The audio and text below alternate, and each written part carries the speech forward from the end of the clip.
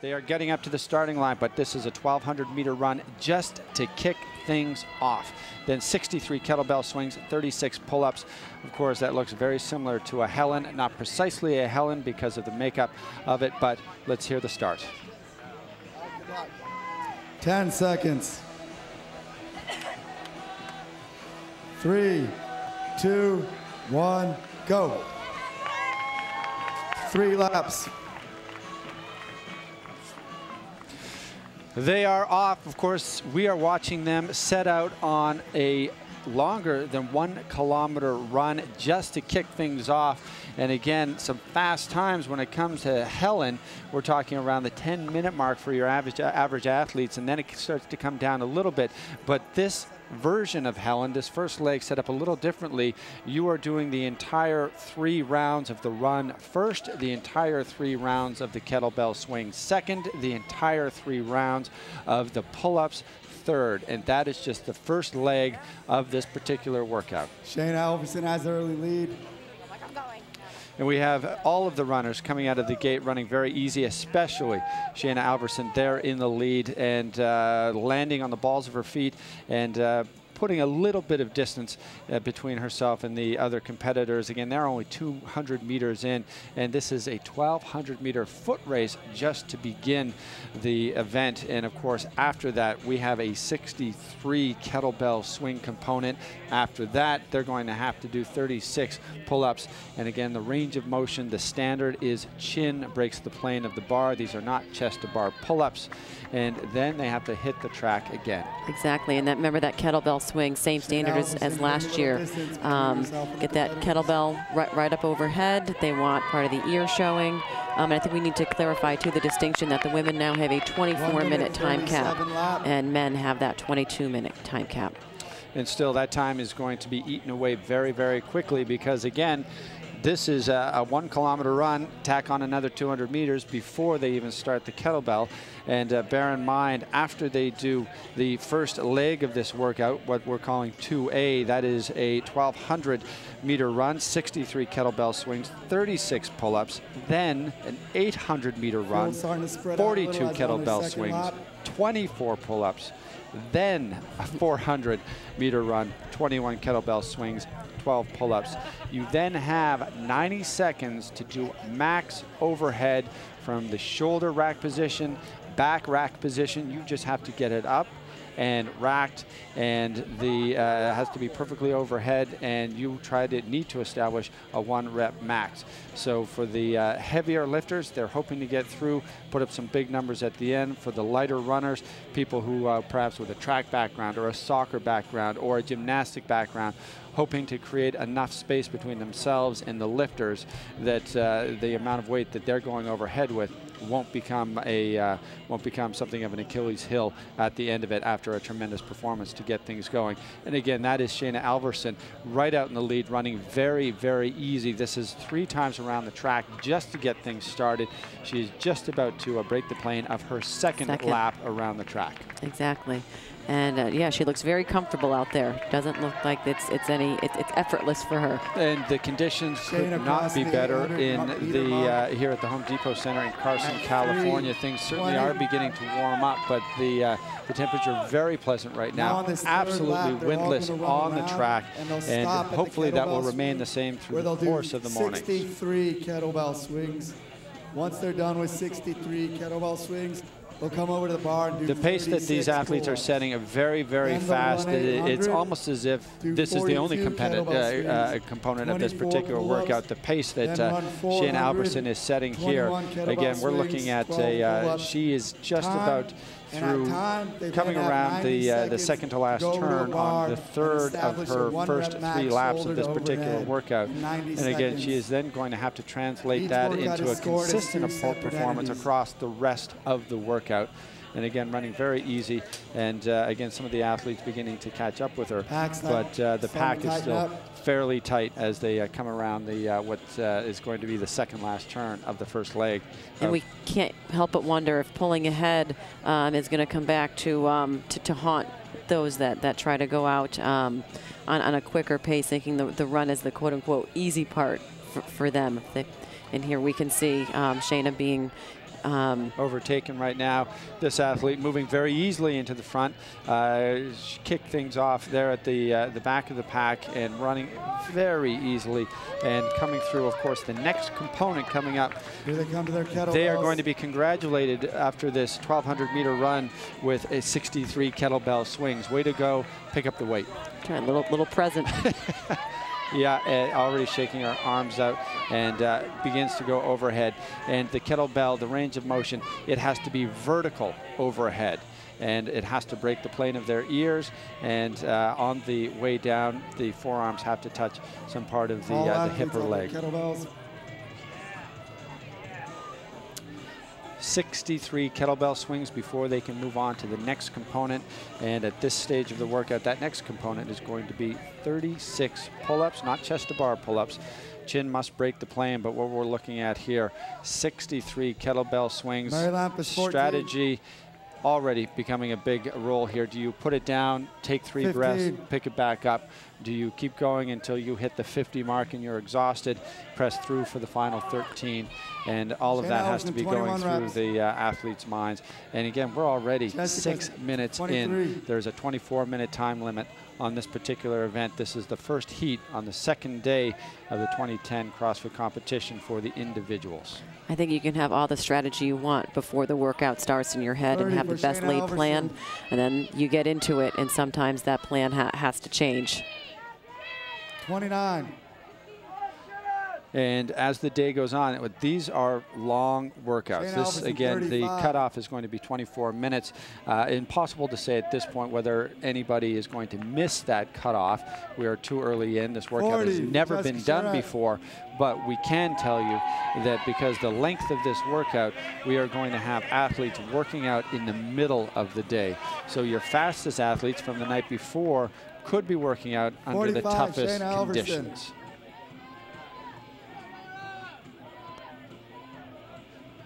And there, again, a reminder how important the judges are to this competition. They are keeping their eye on every single component. They are standing right next to the athlete, their eyes on the ears and the shoulders as the weight is going overhead. They are counting the reps, talking to the athletes as they're going around. You do not want to miss a rep on a kettlebell swing. Anybody in the CrossFit community who's competed doing a filthy 50 with anybody else, just dropping that weight for a couple seconds, missing a rep and having to pick it up off the ground knows how crushing that could be. Reflecting back on that first run, I believe their the pace that they were going was about the equivalent of a 6:36 pace, which is Mary Lamp is moving up, absolutely, and Mary Lamp is moving up to the pull-ups. We also have Jessica Hellier, unaffiliated, perhaps works out at a local gym or even in her own garage. She is on the pull-up bar, but so is Mary Lampus. Of course, you know Mary quite well. You worked out with Mary in the past, I believe, or was that Miranda? Miranda has. Who had done that. Pardon me. And again, somebody well known in the CrossFit community, you see a very prominent presence on the main site in some of the workouts. And here they're beginning this component. Arms already very sore. I think the forearms. I bet maybe from the grip of the KB and then moving into the pull-ups. You see a lot of women already shaking the arms out. Maybe want to get some stretching of the hands, work on that flexibility, get the lactic acid moving. And so they have 36 pull-ups to perform. What we're looking at here is the first leg, and it is, I guess the best way to describe it, a modified Helen, and where you take all 3 components one at a time. In other words, the 3 400-meter sprints, those are all together, compiled into 1,200 meters just before you get to the kettlebell swings. And the same thing with the kettlebell swings. We usually have the 21 kettlebell swings before you move on to the 12 pull-ups. Then you move on to the next leg. Not this time, not this morning. What we are seeing is 63 kettlebell swings before they move on to 36 pull-ups. And then they are back on the track. I think you also have to try to not let get in your head. We just saw one athlete have a couple reps taken away from her, and I think you just got to try to just grind through it and not shake it off. This is the first leg. Mary Lampus is in the lead right now, followed by Shayna Alverson. Remember, Jessica Hellier was the first one off the kettlebell swing. She's falling just a little bit behind. Again, this is the longest leg of this particular workout, a full Helen. And again, the tasks begin to drop in terms of reps and distance. But of course, you're exhausted going into those. And again, another reminder, if you're just joining us, after the metabolic conditioning part of this workout, they are going to be heading to a max overhead press or push jerk, any way overhead from the front rack position or back rack position. But you have 90 seconds to establish your top number when you're at near complete exhaustion. Mary Lampus, first one off. I believe it looks like we have Jessica Round one for Mary Lampus finished. Mary Lampus is already out on the road. Again, she needs to finish 800 meters here. She is the first one back on the track, having completed her first 1,200 meters, first 63 kettlebell swings, and first 36 pull-ups, and establishing a bit of a lead here. But again, 2 laps around the track before they can get back at the kettlebell swings. And Mary Lampus running very easy right now. What's her name? Winnie Welch off, Shayna Alverson off. And keeping in mind, they're just trying to gut it out and keep their own pace in their head to what's going to help propel them to get through the workout. And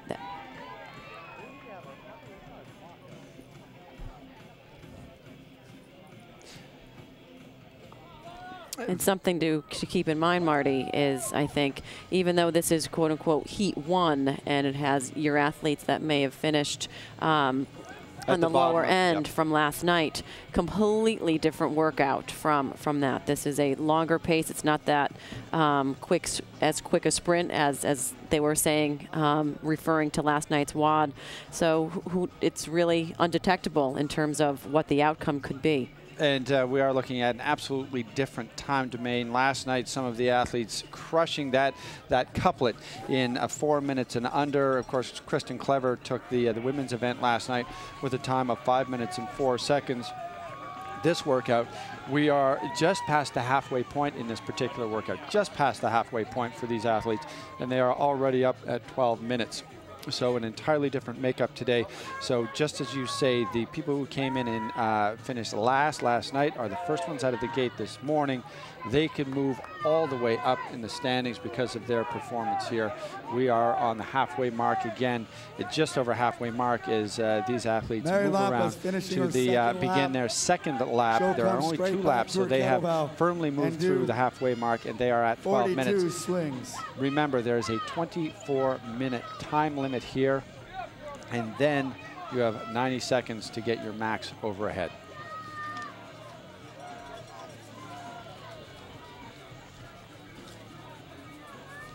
And today we will be running things a little bit differently. Last night, if you joined us for the first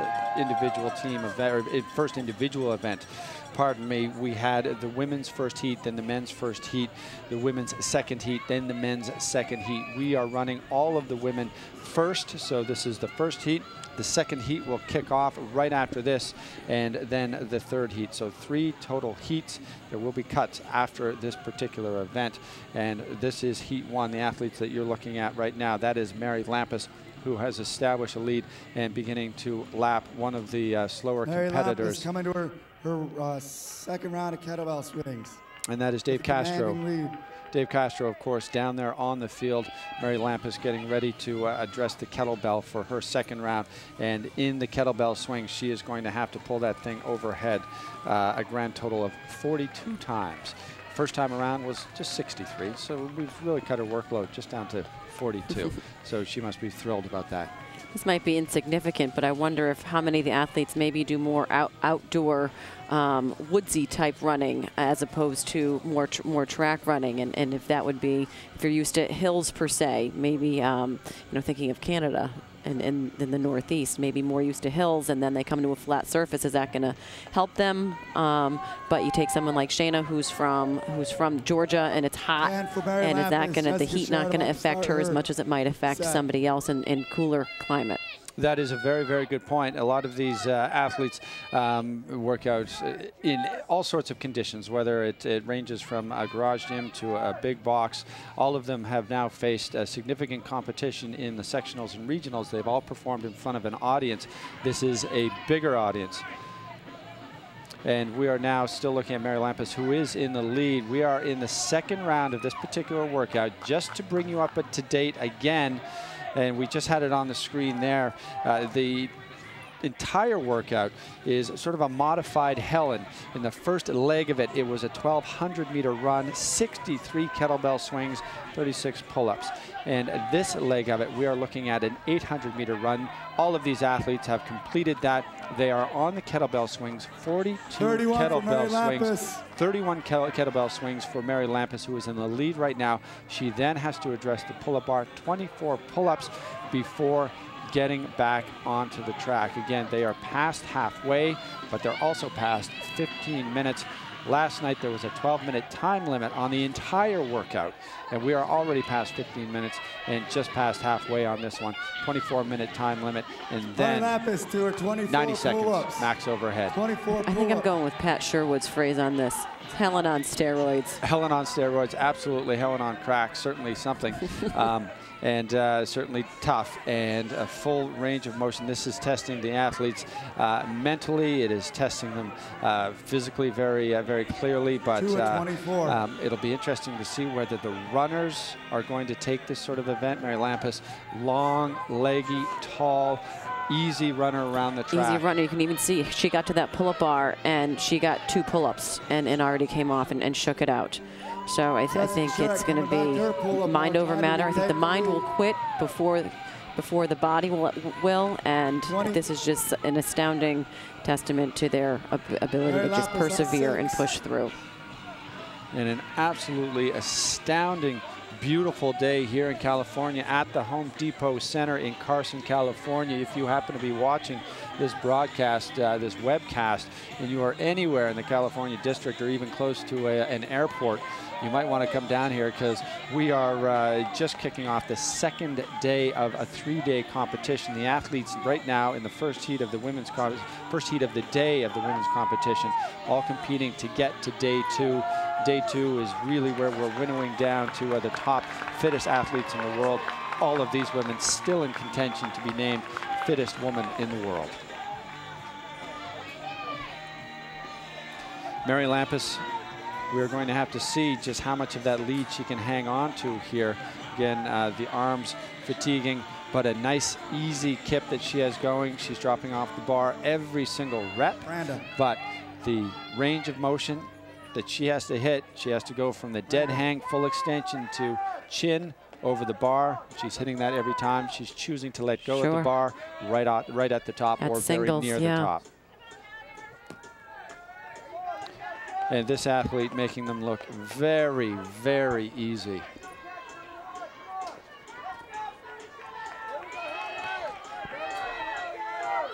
I think we're seeing various athletes. Mary, for instance, doing 1 rep and coming off the bar.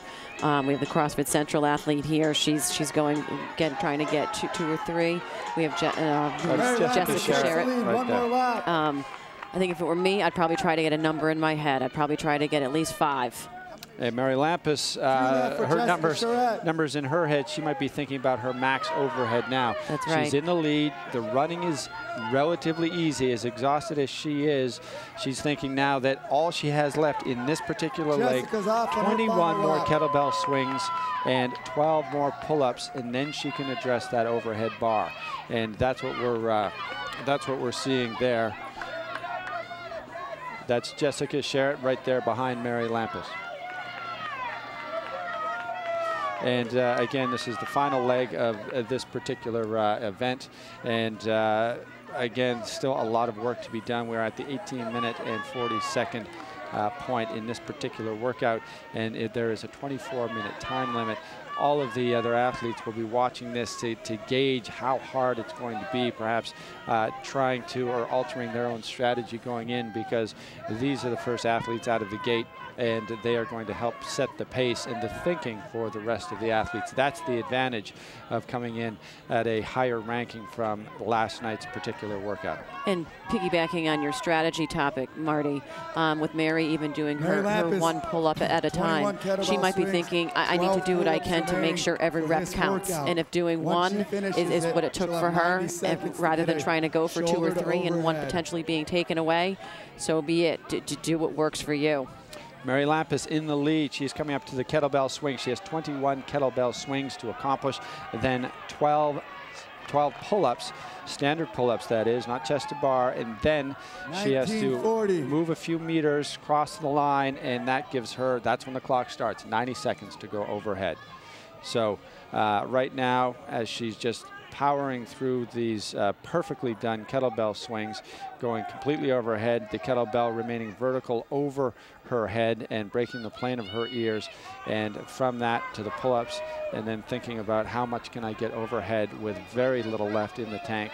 And for a lot of these athletes, it could just simply come down to their efficiency at the lift. Not the power, but the efficiency, being able to drop under the bar and lock out and then stand up with shaky legs and get the number that you want.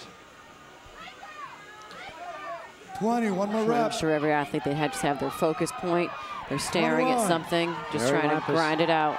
Extending that lead. This is one component of this particular workout. This is, she has 90 seconds to go shoulder to overhead. This is event 2A, so the time of this event will matter, and the weight of the next lift will also matter. The two combined will give you your score for this particular workout. And we were just looking at Shayna Alverson, I believe, just running through the screen and making her way. Jessica Charette moving to her pull-up bar and doing what she can to catch up to Mary Lampus, who's clearly setting the pace. And again, this could turn out to be a runner's event, at least till you get to that to the overhead. But this is, as anybody who's done Helen knows, this combination of movements is devastatingly difficult, and having to load it up the way it has been loaded up, Helen on steroids, is very, very tough on these athletes mentally, and they still have one of the biggest challenges yet to come. Sure, and then judging too. You've got to be focused just on your athlete. I know, from watching yesterday, I was able to look at anybody who was working out, and as a judge, you've got to be completely focused on that one athlete. Overhead. And here is Mary Lampus. She has 90 seconds to get a max overhead. A lot of strategy going in. This is 95 pounds on the bar. She's probably just going to use this to get an idea of how much energy she has left in the tank, and that means she has that weight overhead at the very least. If she doesn't get any more weight on the bar, that is done. That was nice and easy. She's got a lot more in the tank, but not a lot of time to rack it up. Again, they have 1.5 minutes, and the clock is ticking for both of these athletes. They have to deal with their own weights. They have to put it on. If they drop the weight and want to go for another rep, they are going to have to clean it from the ground to get under it. Whitney Welsh going for 115. And we have, just as we've heard, Whitney Welsh going for 115. Easy weight for her. Mary Lampus. She didn't get it. She didn't get it. Mary Lampus gets 115. A little bit left in the tank, perhaps not a lot of time left. That is the other component here, throwing another few pounds on to get this done. And Whitney Welsh addressing that bar, going for her third one, and that is up easy. And you've got to remember that you hold that bar overhead till your judge gives you the clearance sign that you're all set. 15 seconds remaining for Mary Lampus. That was Jessica Charette. I believe that is a 115 overhead. Again, that went up pretty easy too. All of these athletes have much higher. 3, time for Mary Lampus. And some of the Jessica Charette almost stopping there as well. She doesn't need to, because she crossed the line a little bit after these girls. 155 attempt. Got it, time. Mary Lampus, 115, and she finished. She was the fastest through the Helen portion of this particular 15 workout. seconds till the cutoff. And 115 Once we hit the cutoff, overhead. they're 90 seconds. And looking at Mary's hands, who knows when she actually 10 ripped, seconds. but her hands turned to hamburger at some point, but 3, was still gutting it out. Yeah. 1, time, cutoff. Now you come over here and establish your 1 rep max. You have 90 seconds. Your 90 minutes. seconds is on right now. Just as you said, no matter where you are in the track, when that 24 time limit went, you have to get to that bar and establish a max overhead. Whitney Welsh, 155 on the overhead so far. That is the heaviest overhead, and she was pretty close in terms of time to Mary Lampus coming across. And we are looking at Jessica Sherritt, who has completed her workout and is just trying to catch her breath. And we have Dave Castro going Jessica over there. clean or jerk 120. And as you've heard, Jessica Sherritt getting 120 overhead. And again, we heard Whitney Welsh has gotten 155 pounds overhead. And naturally, these are all unofficial. We will wait for the official word from the judges. We had Mary Lampus proceeding through the Helen portion of this workout, individual event 2A, with the fastest time. Got to the bar, put 95 pounds overhead easily, 115 overhead as well. Was unable to get more weight overhead. Whitney Welsh was quick, right behind Mary Lampus. Managed to put on a few more pounds. In fact, put on 40 more pounds. Whitney Welsh with 155 pounds overhead. We had Jessica Sherritt, 120 pounds overhead in this component of the workout. Yeah, we are watching a jockeying position. We could see a winner from this event move all the way up to the very top, and they're off. This is the beginning of the second heat on day 2 for the female individuals for the 2010 CrossFit Games here at the Carson Center in And Lauren California. moving away from everybody. Lauren has a track background. Apparently. In under her belt from her high school days. So, and she is, she will dig in. I remember at the Northeast Regional, she was going into what was labeled the Albany Crippler, that last workout, and was able to dig deep and come from a little bit behind and earn her way coming to the games.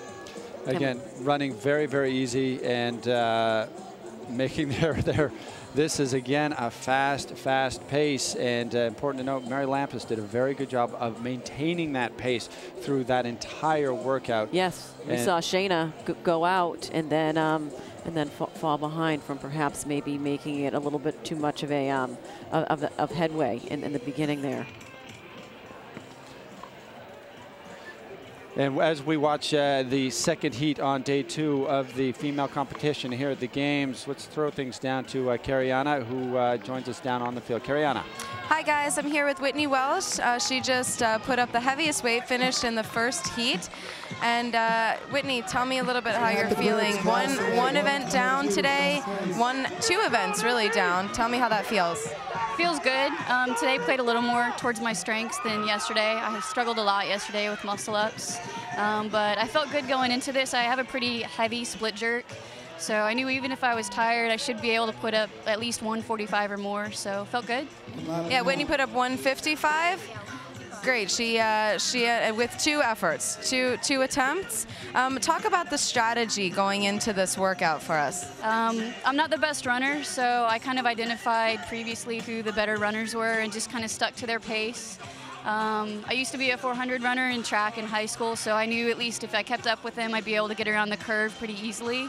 Then the rest was just pacing on kettlebells and pull-ups. I knew kettlebells would really tax my hands, so the pull-ups definitely wouldn't be smooth. They'd be pretty broken up. And did you feel like you stuck to that plan, or did you have any feeling of it? You were right under the time limit. Did you feel like you tended to get carried away at all with some of the other athletes if they were pulling ahead a bit, or were you able to stay in your mental game? I was able to stick to my pace pretty well. I did have to break up my pull-ups more than I'd wanted to, which slowed me down. But I was able to recover most of that, again, on kettlebell swings. Good. And just a little bit about the heats. Now, you guys were the first heat, so you didn't really have the experience of seeing some of the athletes, what weight they were putting up, how it affected them. But some of the later heats, they're going to be in a lot hotter weather. What's your thinking on that? I'm not sure how much it'll play into the field. Everyone's pretty fit. Everyone's ready. And most of what we're going to do today is going to be before it starts getting really hot on the track. So I think it'll just be a pretty even wad across the heats. Good. Well, best of luck to you. We'll be watching you. Back to Marty at the booth. Great job. Thanks. And here we are back at the booth and watching this display of athleticism. And we have, I believe, looking back to some of our stats, Carrie Kepler has a remarkable Helen time of 7:31. So it'll be very eager to see how her plan of attack plays out in this Heat 2 of our women's coverage. And again, these women, in some respect, a slight advantage over the women who went out in the first heat, because they were able to see how times broke down, where some of the athletes began to really slow down, whether it was perhaps on the second leg of the run or whether it began to fall apart for some athletes, or the fatigue really to set in with the first round of kettlebells. And now they have a time to think about. They saw how many of the athletes in the first round did not make that 24-minute time limit, and of course had to race across the grass or any way they could to get to the bar and to get to the start doing the overhead. To get 1 rep at 95. The 1 rep max. And again, some big numbers thrown up. Whitney Welsh, we know, throwing up 155 pounds. And in terms of if we look at who actually did what, we had Mary Lampus, 115 pounds.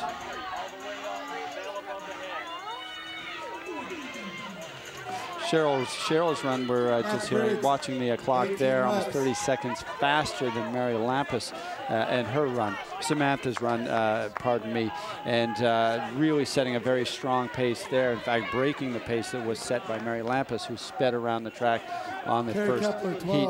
And we're getting updates from Dave Castro down there on the field. Carrie Kepler is hitting the 12 rep mark of her workout, but some extremely well-known athletes in this particular workout. Jenny Orr, Lauren Plumet, Lauren Pryor, all taking part. And Elise Umeda, who surprised a lot of people at the Southwest Regional, a smaller athlete, but very, very strong, extraordinarily consistent through the course of that particular weekend. And again, if you're just joining us, this is the second heat on the second day here at the 2010 CrossFit Games. We're looking at an extraordinarily difficult and lengthy time domain for this particular workout. The first leg of this particular workout is a 1,200-meter run, followed by 63 kettlebell swings, which is what you are looking at right now, and then 36 pull-ups. After those 36 pull-ups, they drop off the bar, their feet land on the track, and they start pedaling again. They have to then put in an 800-meter run, followed by 42 kettlebell swings, 24 pull-ups. Drop off the bar, feet hit the track, they are back on the track, and 400 meters, 21 kettlebell swings, and then 12 pull-ups. And after that, they then have to establish a 1 rep max overhead. They have 90 seconds within which to set that 1 rep max. A lot of strategy involved there. And we now have the first athlete moving towards the pull-ups. That is Samantha Briggs, who set a time that was 30 seconds faster than Mary Lampus in the first heat.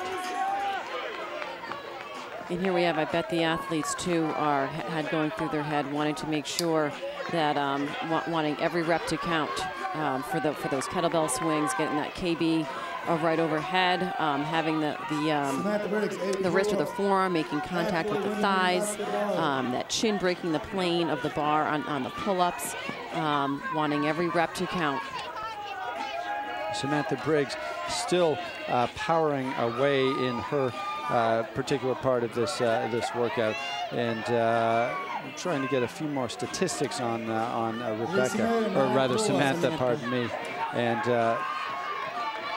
Samantha Briggs, 16 pull-ups.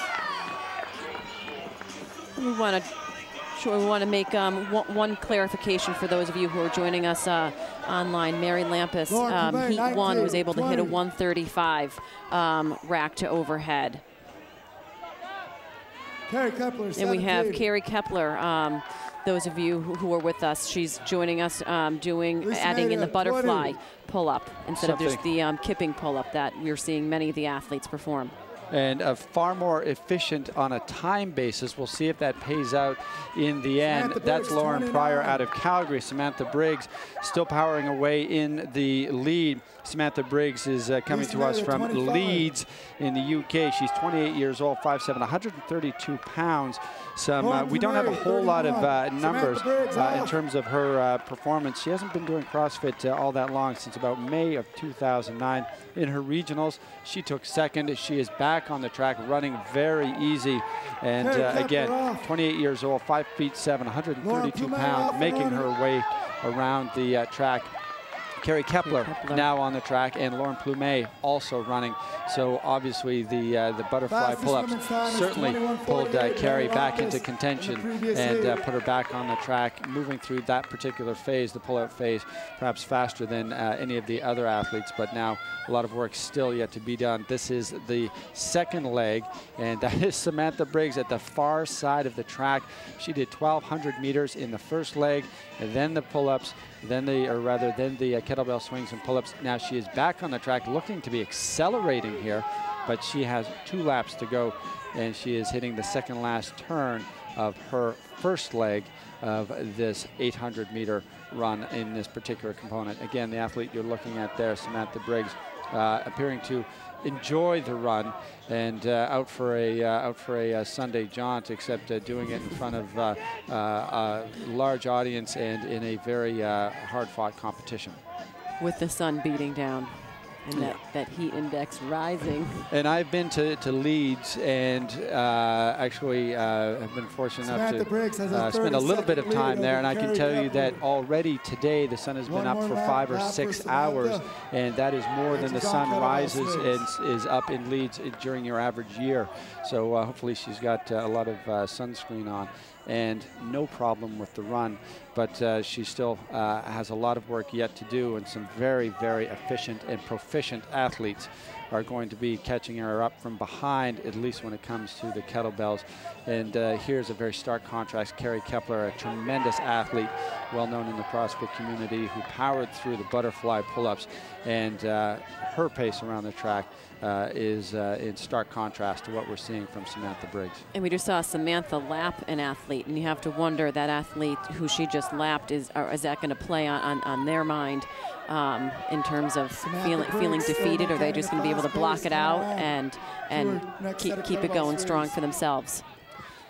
And we have two Canadians in this race as well. This is a very, very global race that we're looking at. Samantha Briggs lapping another competitor, and she is out of Leeds. We have 2 athletes in this particular race from Canada, from Alberta, and right across the globe we have an Elise Umeda, who comes to us, I believe, from Hawaii. I think that's where she qualified out of. And again, a big surprise when it came to the Southwest Regionals. At least a big surprise for a lot of people that weren't from her particular box. But Elise Umeda, yeah, she joins us from Honolulu, Hawaii. So we're not going to get this breadth of a field of international competition, perhaps, for the rest of the day. Samantha Briggs from England. We have Calgarians, we have Canadians, we have Hawaiians, all taking part. And again, a glimpse at the global reach that CrossFit is now enjoying, and the athletes that are now enjoying CrossFit around the world, all coming together here in the second heat. We're looking at Carrie Kepler making her way around the track. And right now we are looking at Samantha Briggs. The athlete swinging the kettlebell is about 2 minutes ahead of Mary Lampus, who won this leg of the event in the preceding heat. She was the one to beat, and somehow already not quite, or just halfway through this this particular heat, almost exactly halfway through this particular heat, the athlete who was just pacing is 2 minutes ahead of the fastest time of the first heat. We saw from Samantha taking a little break, those forearms starting to go from those KB swings. Carrie Kepler looking very, very smooth. Please. And again, once Carrie Kepler gets on those pull-up bars, cycling through those cyclical pull-ups, the butterfly pull-ups, that changes a lot. Remember, we were looking at Mary Lampus in the first heat. Perfect pull-ups going from the dead hang position, full extension, to chin over the bar, and then dropping off the bar with every single rep once we got into the final 2 legs of this particular event. But if you can string together your butterfly pull-ups, even at exhaustion, you're stringing together 4 or 5 of those. Moving on to a second round of pull-ups. Just heard from Dave Castro, we have Samantha Briggs already running over to the bar, where a lot of athletes would probably want to just sit down for a few minutes and think about what they've decided to do with their life. And she is just stepping up to the bar. She's chalking up, and again, extending her lead over the fastest time, Mary Lampus, from the first heat. There's Elise Umeda right there out of Honolulu, Hawaii. Extraordinary consistent effort from the sectionals as well as the regionals in the Southwest. Carrie Kepler there out of Austin, Texas. And she's been doing CrossFit a long time, and she knows how to compete at this level, and one of the advantages here. Also, we have focused on here is Lauren Plumet out of Connecticut, doing exceptionally well. And there she goes. There she goes, and cycling through them. The advantage of experience, and beautifully done. Again, it is chin breaking the plane. These are not chest to bar pull-ups, thank God. And Samantha Briggs, though, doing very standard pull-ups, kipping pull-ups, but just powering through, getting her chin up. And then it will come down to the run, and Samantha Briggs has shown herself to be the class of the field in this particular heat.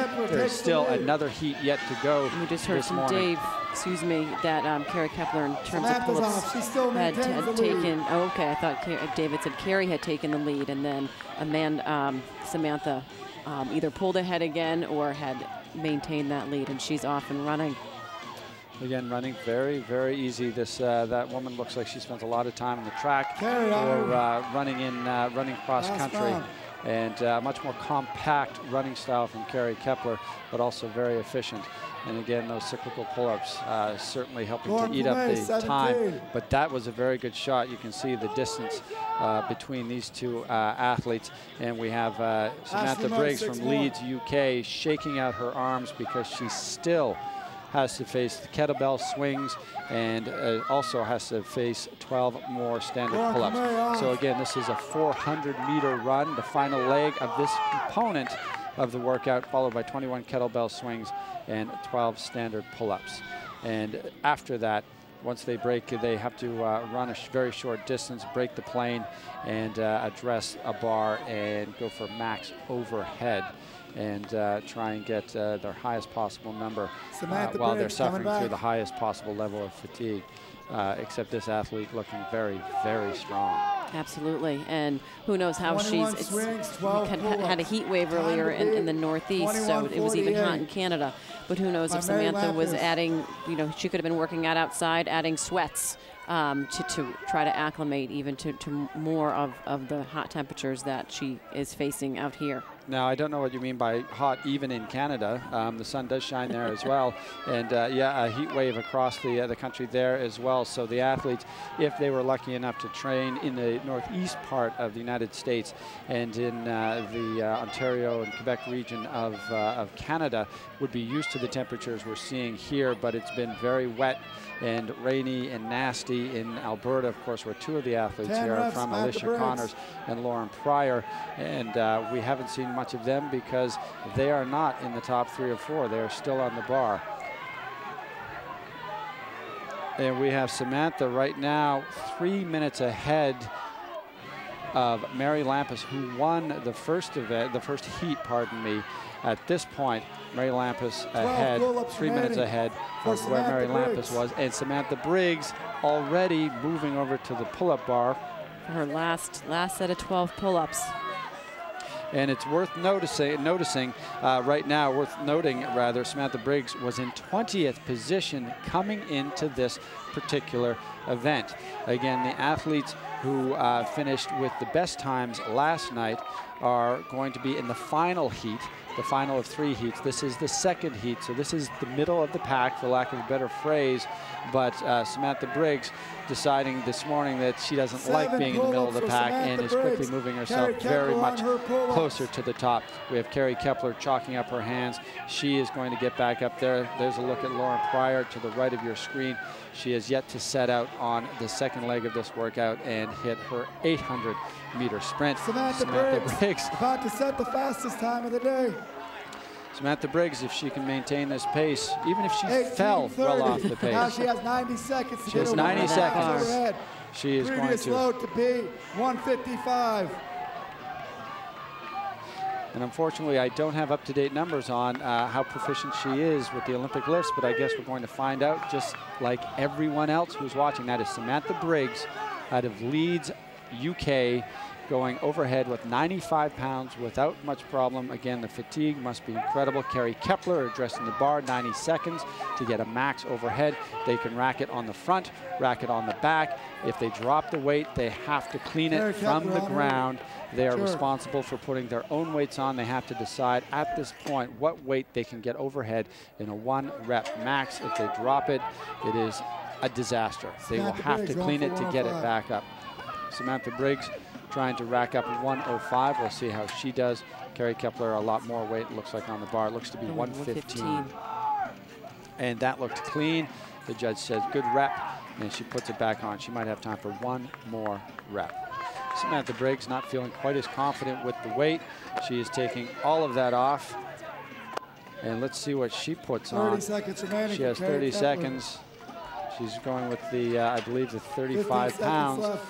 This would be 45s, pardon me. This would be a 135-pound lift. 10 seconds to go. If she gets under the bar. Samantha Briggs. Did she get that rep? We're going to have to wait to see what that weight was on the final. We don't know. We will confirm that as soon as we have that number. Remember, in the first heat, we had a substantial weight of 155 pounds. Carrie Kepler just missing her weight load there. 21:48 was the time to beat. 155 pounds was the load to beat. The 155 pounds was by Whitney Welsh, and the time was Mary Lampus. Lauren Plumet. Previous high, 155. 40 seconds left. Samantha Briggs managed to get 125 pounds overhead, so Carrie Kepler 135 overhead, and Lauren Plumet 155. That looked to be a good rep. We will have to wait for the judge.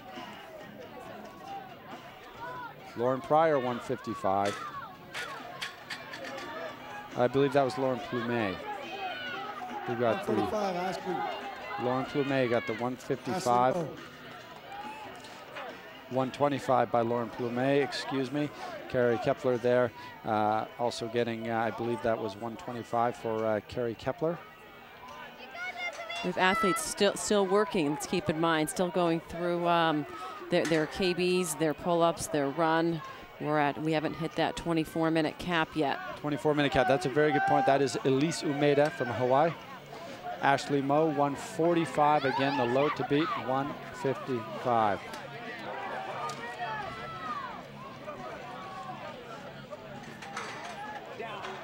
And we are looking at, it looks like the bar came down on this athlete's face a little bit hard. Blood coursing down her face. That was Cheryl Brost.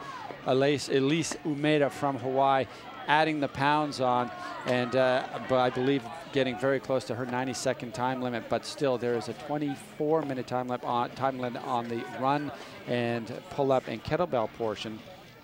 And here we have 155, the highest lift so far by 2 girls. Cheryl Brost. Cheryl Brost right there. Crack across the nose, perhaps when the bar was coming down. 25 seconds remaining for her. 155 pounds, undeterred, but even the wrists getting weak. Elise Umeda throwing that weight up and looking strong, strong. And what the athletes want to keep in mind too, which could be difficult playing with their head, is they want to get that bar into that rack position to be able to then get it back on the actual squat rack if they have the time to be able to do another attempt. Cheryl Brose dropping under that bar. 1 minute remaining. 1 minute remaining. Going overhead, there's a lot of weight going up. Remember, some of these athletes still on the track. Once we get to that 24-minute time limit, they still have the opportunity to go overhead, but they only have 90 seconds from the 24-minute cutoff point. They have to, regardless where they are on the track, on the bar, they have to run over to that rack and put their highest possible weight. And of course, these athletes will be exhausted. There's Lauren Pryor, still on the pull-up bar, very close to getting to that point. She wants to get 10 seconds remaining. Kelly Smith, 175. That is an unofficial number. Kelly Smith going Kelly Jo Smith, 175. 90 seconds for these three women to establish a 1-rep max starting now.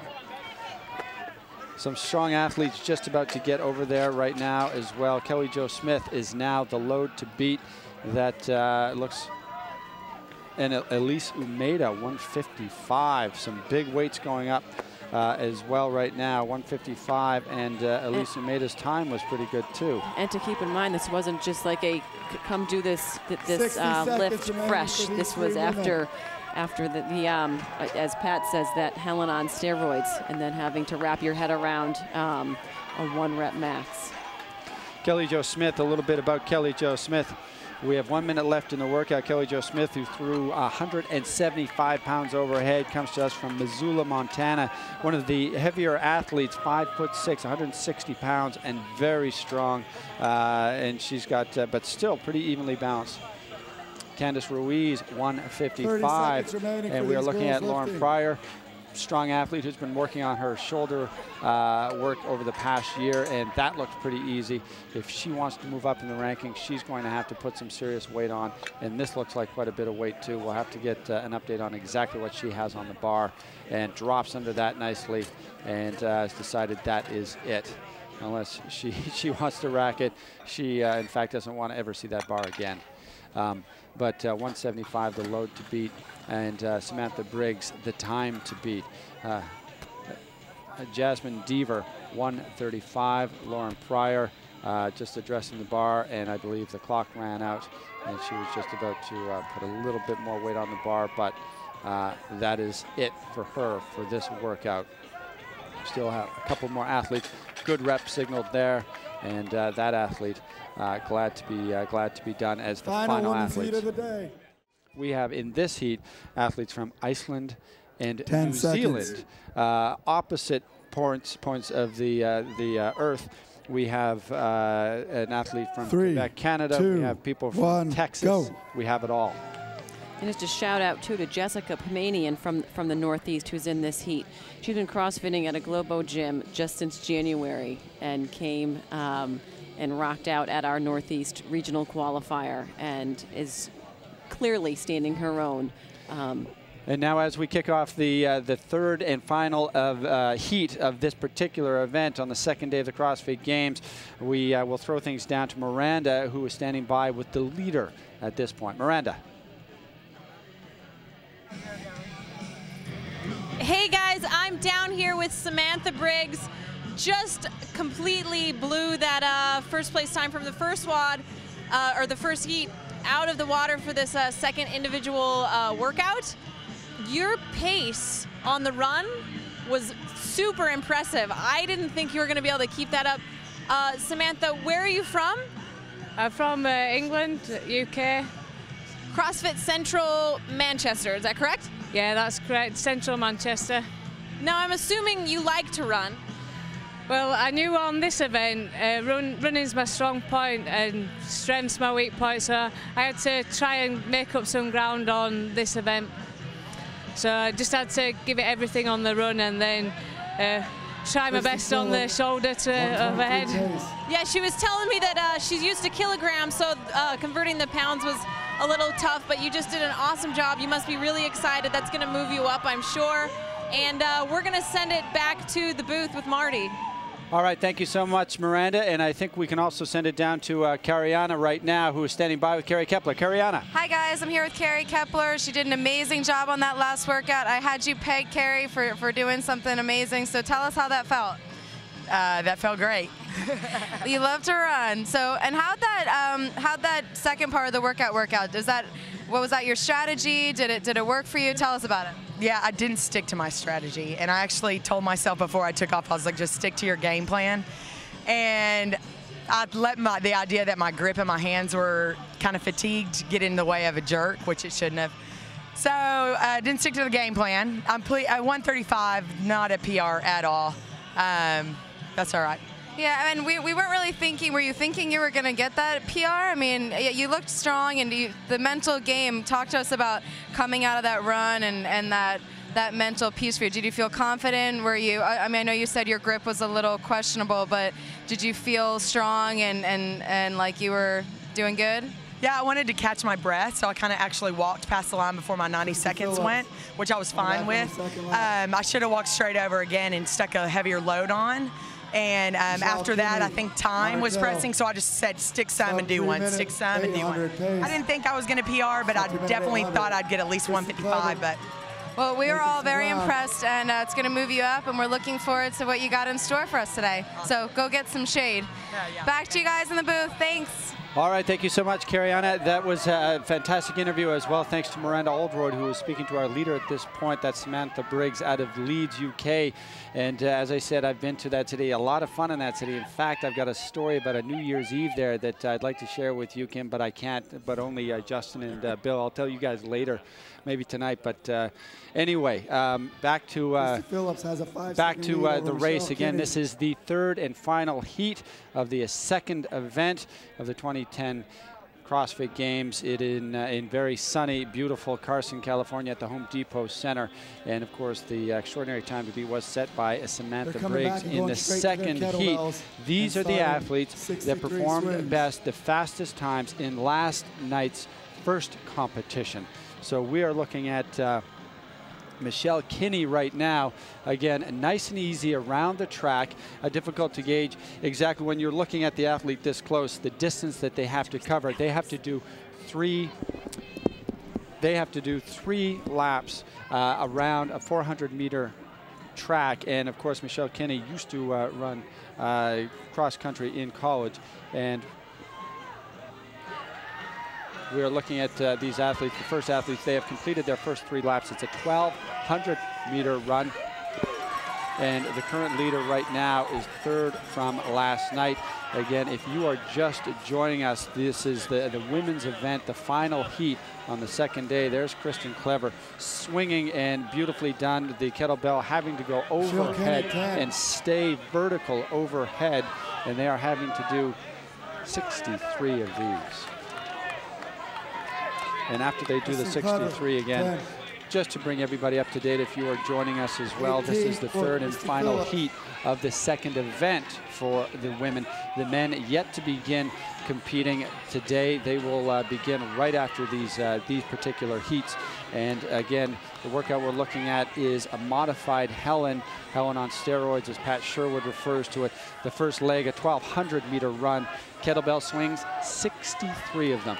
This is one of the reasons why several of the athletes are in the medical. The 63 kettlebell swings, why some athletes right now in the medical tent. And we should note right now, Samantha Briggs, the leader, setting the pace in the second heat.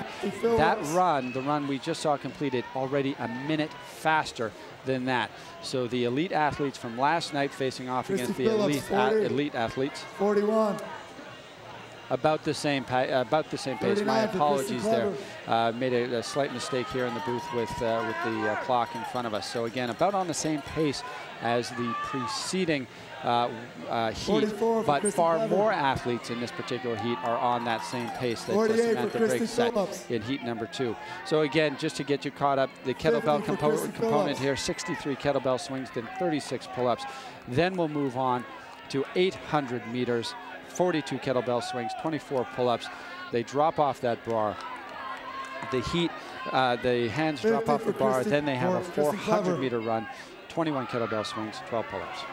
And we have the athletes now on the KB swings, some various techniques. We had just had some footage of Christy Phillips there, adding a little jump into that KB swing. I don't know if that's helping propel the hips further to get that KB overhead. If it's she's just trying to get every last rep. Annie Thorsdottir moves her pull-up. We have some KB systems I guess people use that are more hip centered, some more leg centered. But whatever strategy happens to work for every athlete, we can have a theory or a painted picture of how it should be. But when it all comes into play, you're going to use what works for you the best. And we are looking at Michelle Kinney, and Michelle Kinney is in the lead. And looking at her statistics from last night, Michelle Kinney came in at 8th last night, and very, very fast time, 9:43. And she's taking the lead in this particular heat. And remember, the fastest pace from the preceding heat, several of these athletes are on that pace.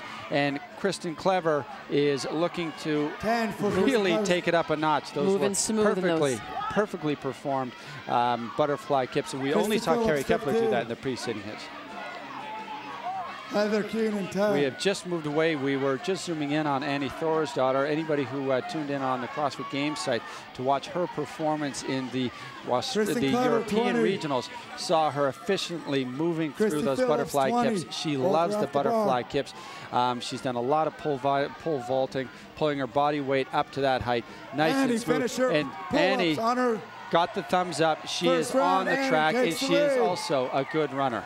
And she is now our leader, very clearly so. Again, a very easy-looking runner. We saw this last year at the 2009 Games, and she looks to be enjoying this. A bigger, powerful athlete, but one of the things that she says she likes doing most are the butterfly kipping pull-ups. And there she is shaking it out because she knows what lies ahead. Not just 800 meters on the track, but another 42 kettlebell swings before 24 pull-ups. And you hear that cheer. That is for Kristen Clever. She is off the pull-up bars, and again running very efficiently. Remember, this is a 3-day event. It is consistency and sustainability.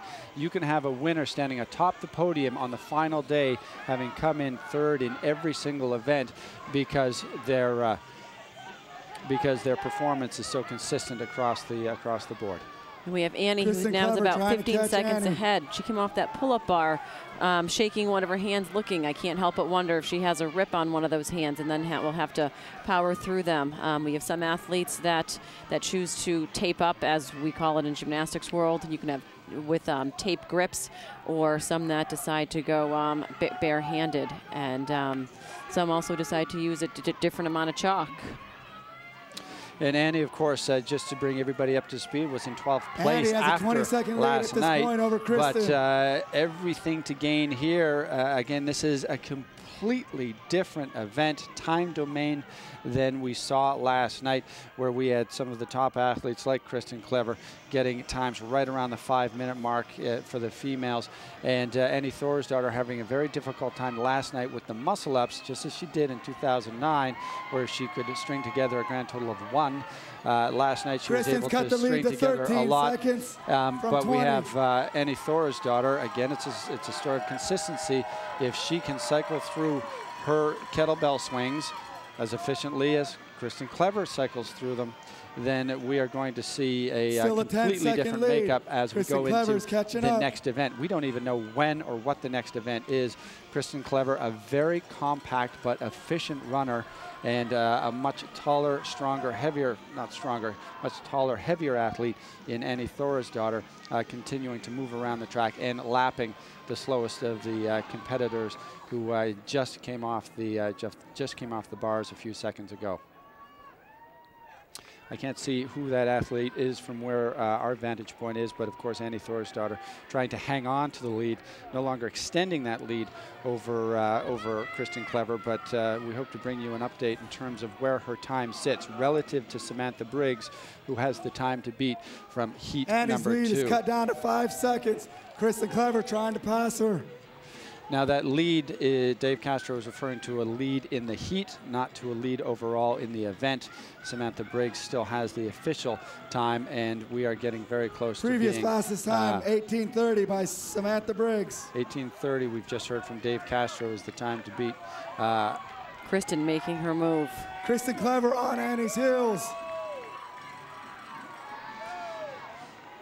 We've got Kristen Clever just a couple strides behind. Very, very different runners, different athletes, different sizes. This is what CrossFit is all about.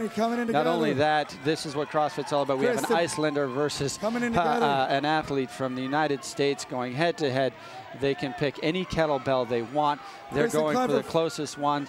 They pick it up, and let's compare the styles. And they are looking, they are going head to head. Literally, they are watching each other, and fairly similar styles. Again, we saw disparate styles across the board, but these two, both quite a bit of, you know, a hip swing, not a big dip at the knees. They are powering through the hips and throwing that weight overhead and just swinging it like these kettlebells are filled with air. 15.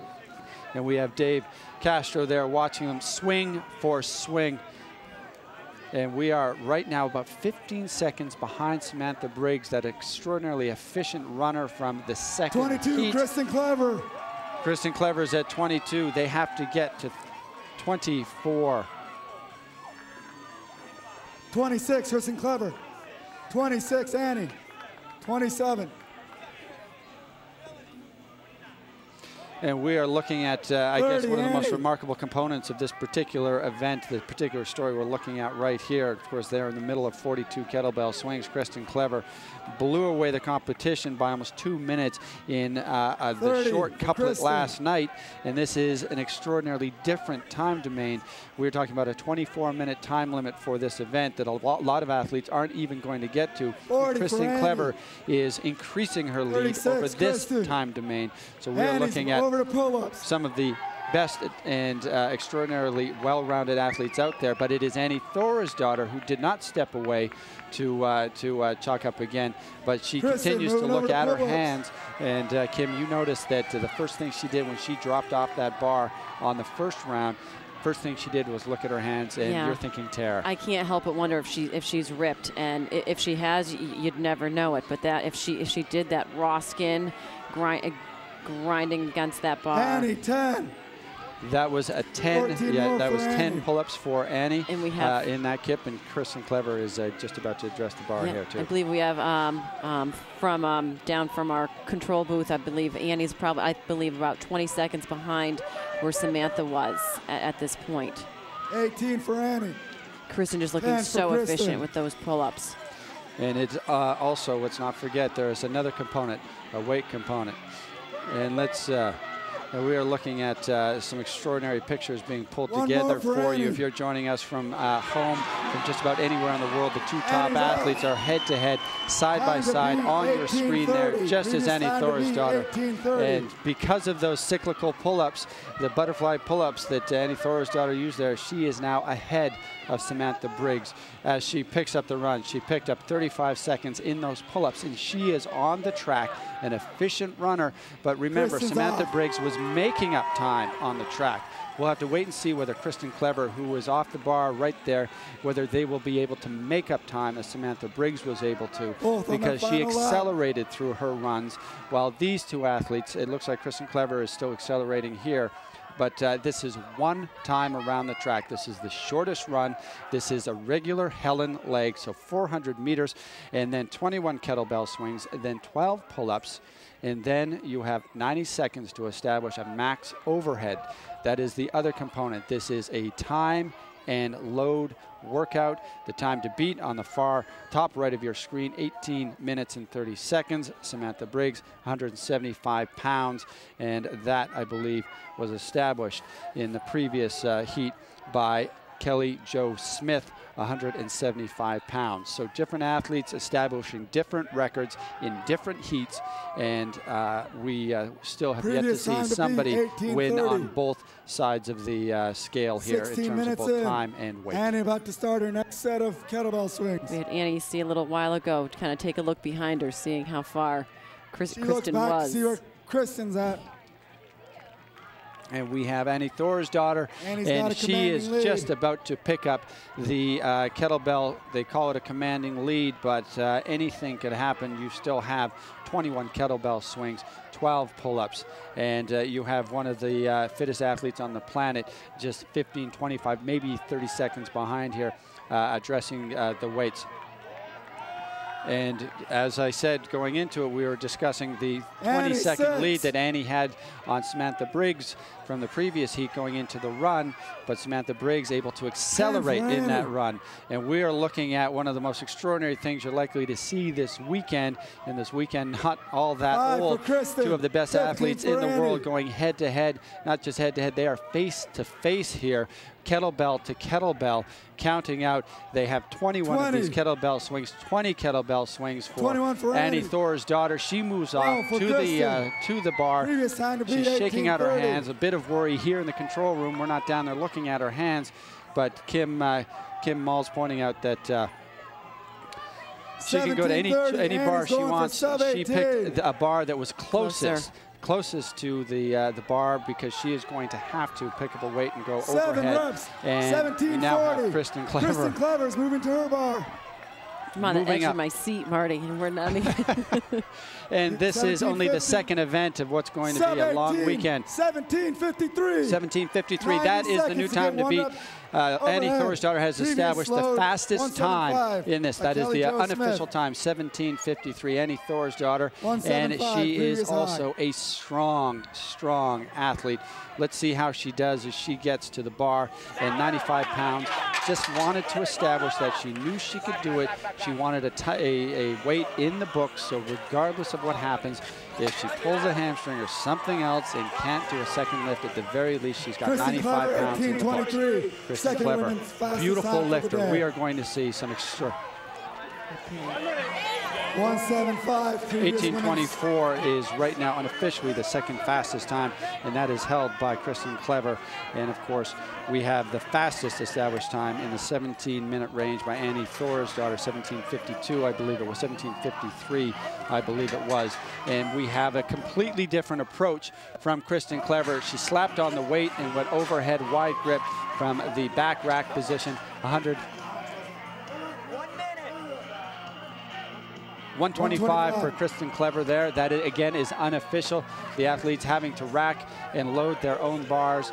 And it looks like Annie Thor started racking on some more. She's going to go perhaps from the front rack position, and she's running out of time. She needs to put some new weight on there and balance that weight out, and she'll have one more chance to establish a high for her, perhaps a personal best. And we have Kristen taking that breath, taking it in. That is a lot of weight on the bar. We're going to have to wait and see what that weight is. The weight to beat, 175 pounds. I think we should point out now, after WOD 2A for Kristen, she has a total of 3 points for the WODs now. Kristen Clever unofficially, of course. Kristen Clever going for a lot. So Dave Castro tried to work out for us. And we have another lift, and we're going to have to wait and see what that number is.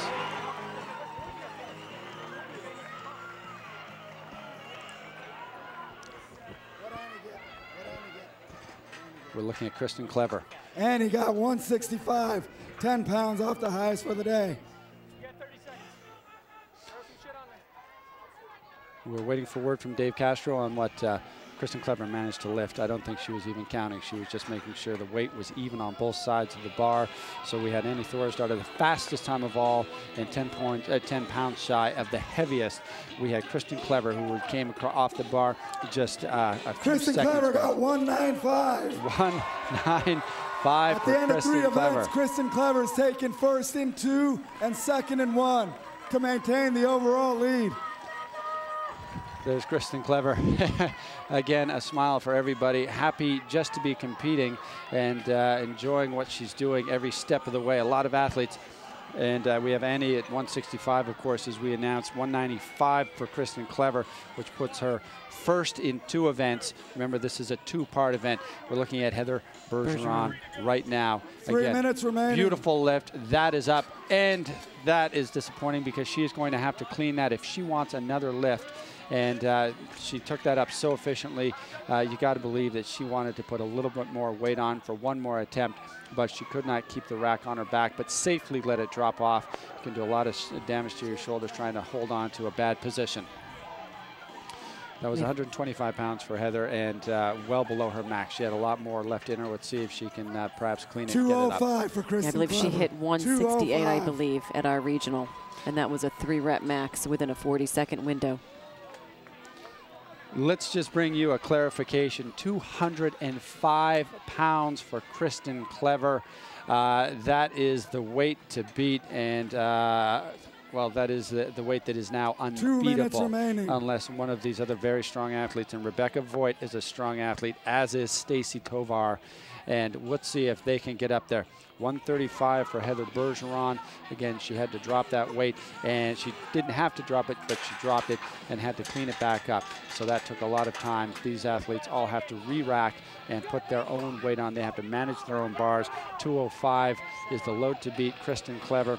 We had Iceland Annie Thor's daughter, coming in with the fastest time, and she managed to put 165 pounds overhead. So we are establishing perhaps some new additions close to the top of the leaderboard. Kristen Clever still very much in full command of the top spot, but some other athletes getting very close to going up. Rebecca Voigt, who works out with Kristen Clever, they lift heavy together, they enjoy what they do, they benefit from each other's company and working out. And let's get a number on Rebecca Voigt, and we'll hear that. Stacy Tovar, very strong athlete. All of these athletes, remember, if there's a 24-minute time cap on the running kettlebell swing and pull-up component, and Stacy Tovar loves the lifts.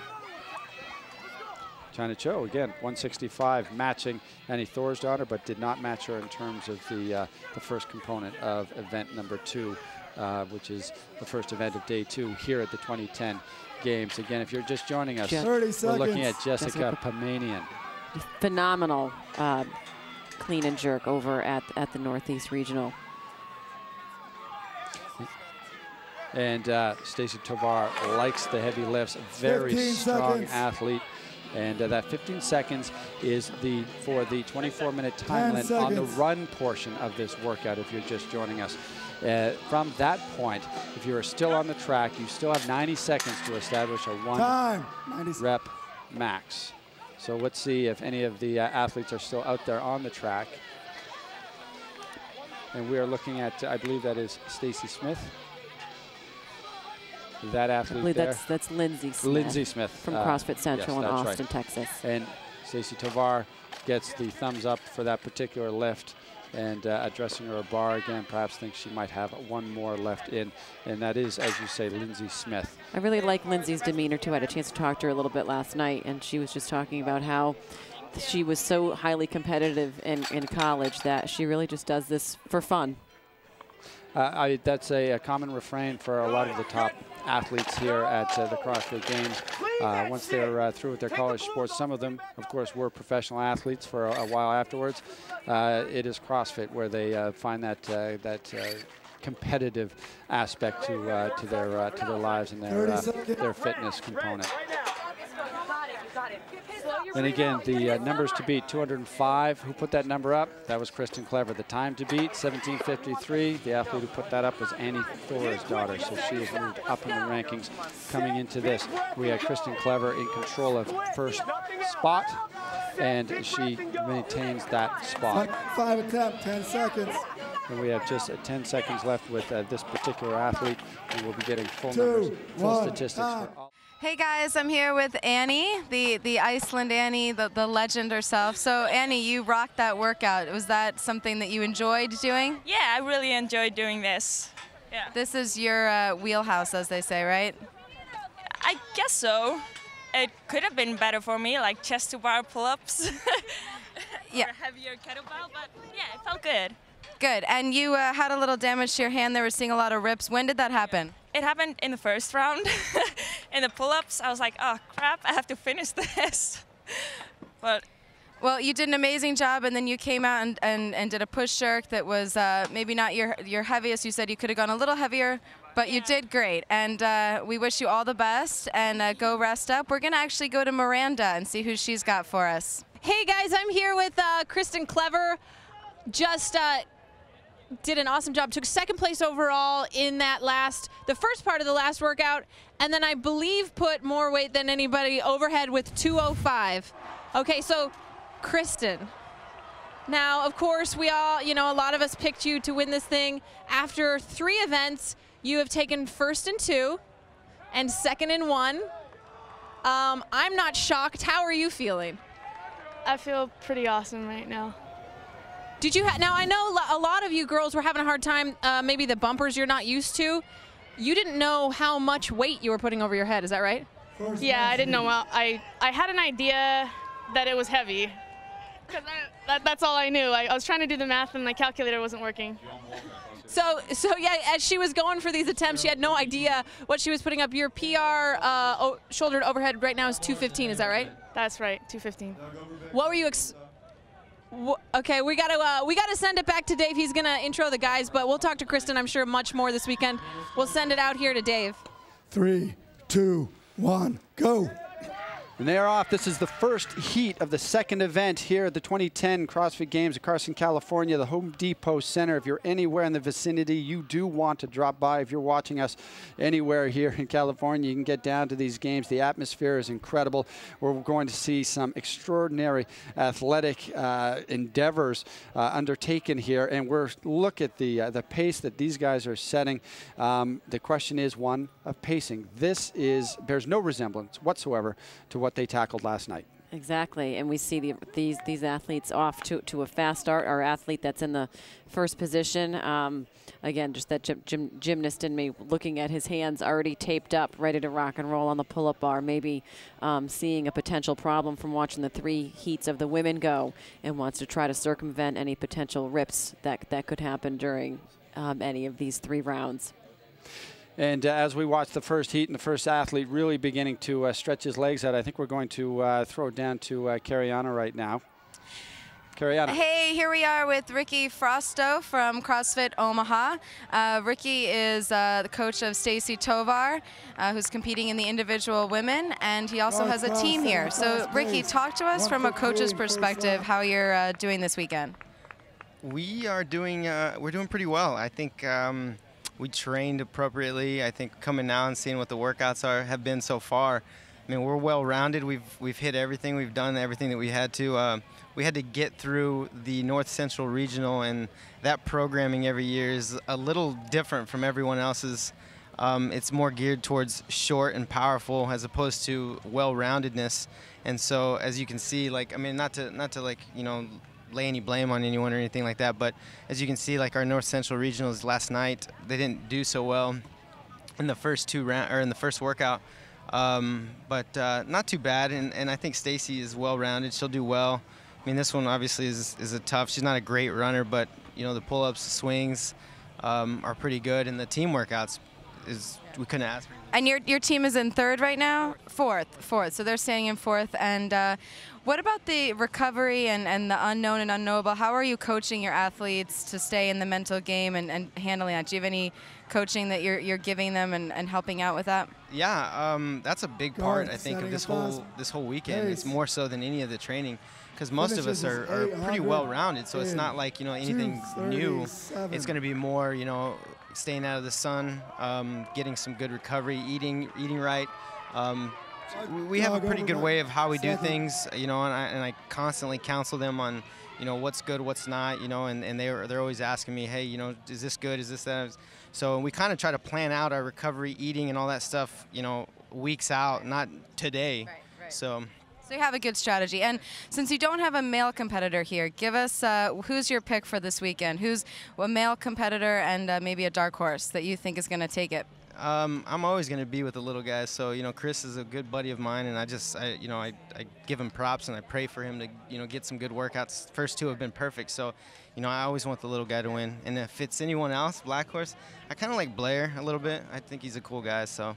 Great. Well, thanks for taking time out, and good luck this weekend. And we'll be watching for you. We're going to go back to the booth. All right, thank you so much, Cariana, and we are back live at the first heat of the second day of competition, the men's competition. The women have already gone through their 3 heats, and we are establishing a brand new leadership board. However, one familiar name at the top of the women's competition, Kristen Clever. These gentlemen, first out of the gate, the first heat this morning, they are trying to, each and every one of them, move up in the standings, because this is Garth Prowse right now out of Calgary, working out and trying to move up the rankings. Not happy with his performance last night, and we are looking at his judge deciding he's already been called no rep on one of them. He has to perform 63 kettlebell swings. These gentlemen are doing a full Helen just as the first leg of this particular workout, but the Helen has been modified somewhat. Each component of the Helen has to run together. In other words, the 3 400-meter sprints, they are all together, and in other words, a 1,200-meter run followed by 63 kettlebell swings followed by 36 pull-ups, and Garth Prowse performed extremely well on the run in the Canadian regionals.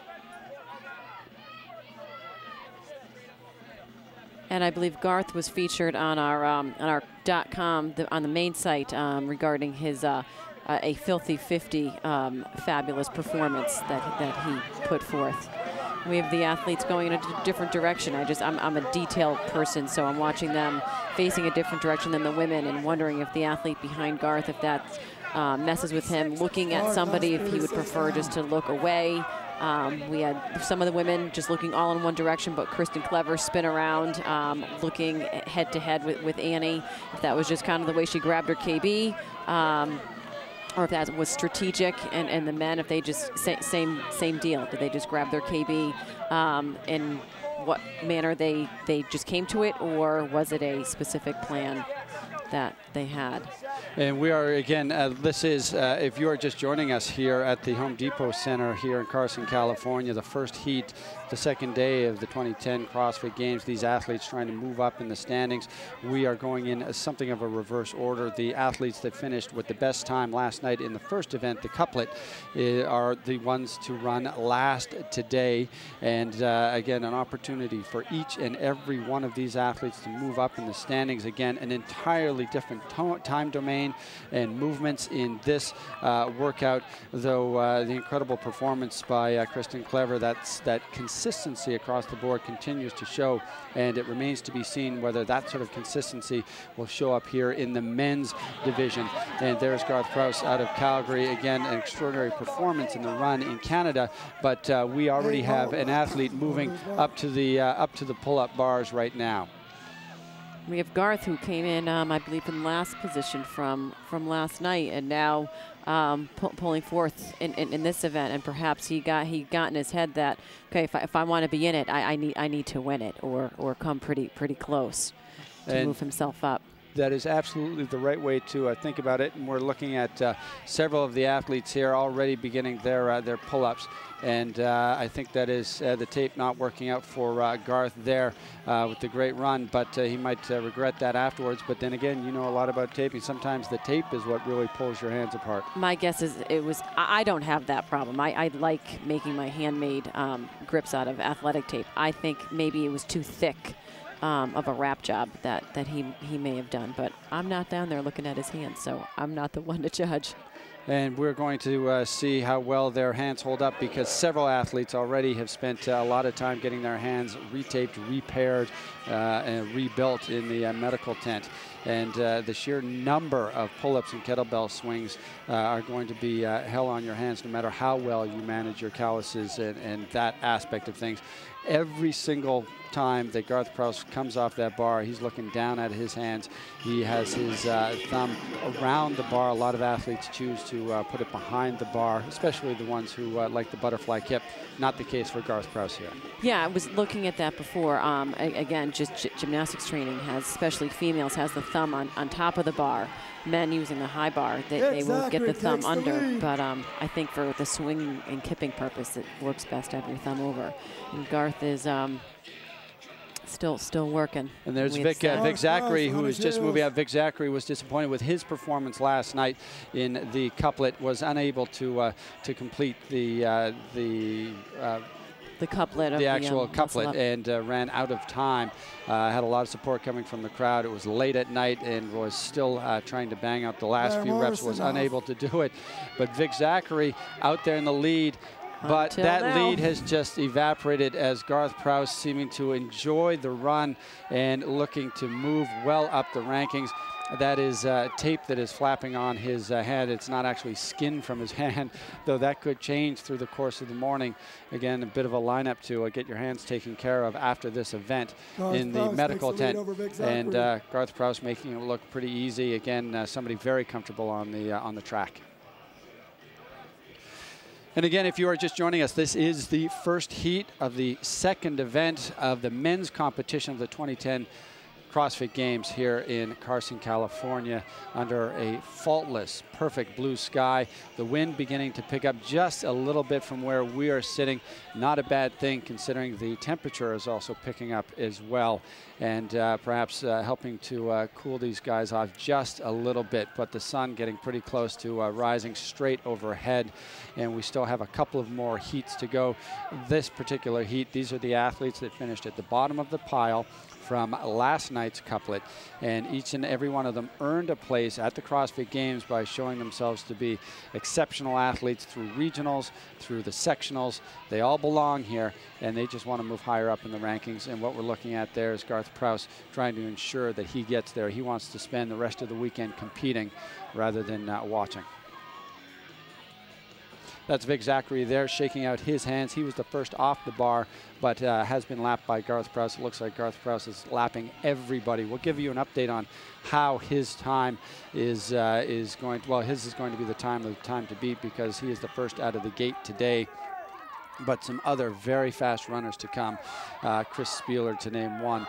And of course, we also have Mikko Salo, very comfortable on the track as well. Absolutely.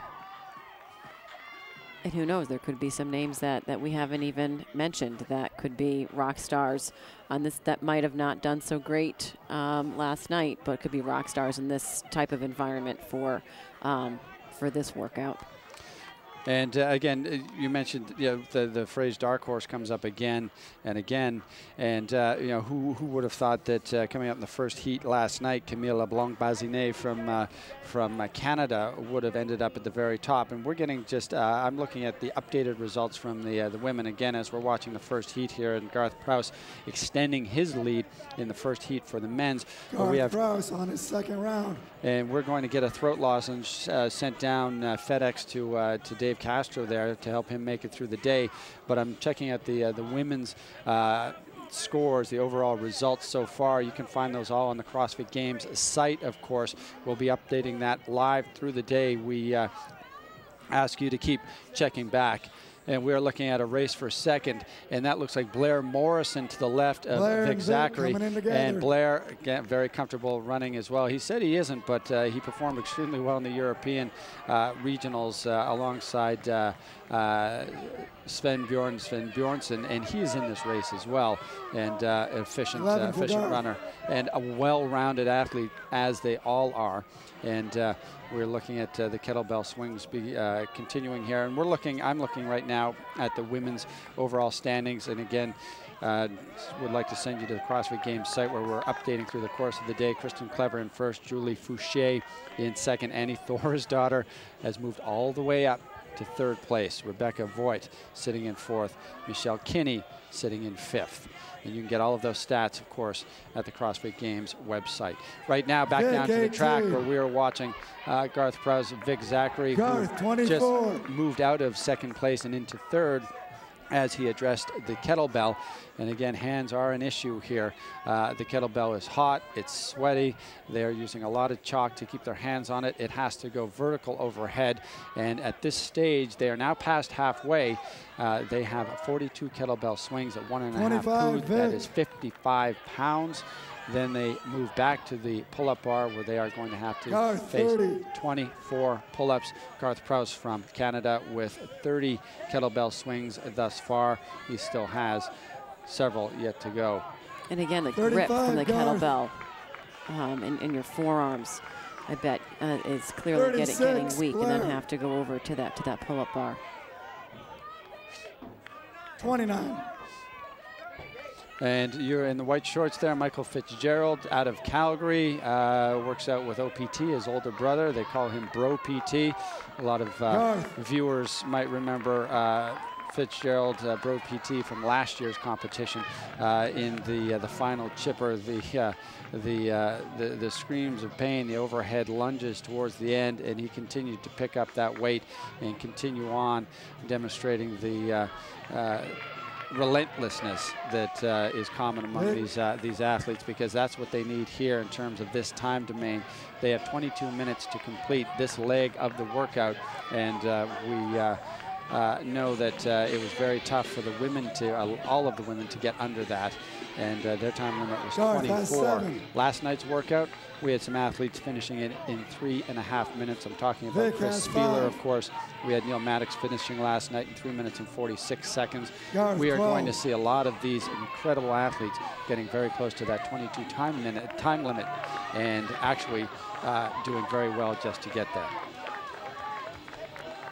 Vic, 10. Garth, 16. We have Garth right now at 16 pull-ups.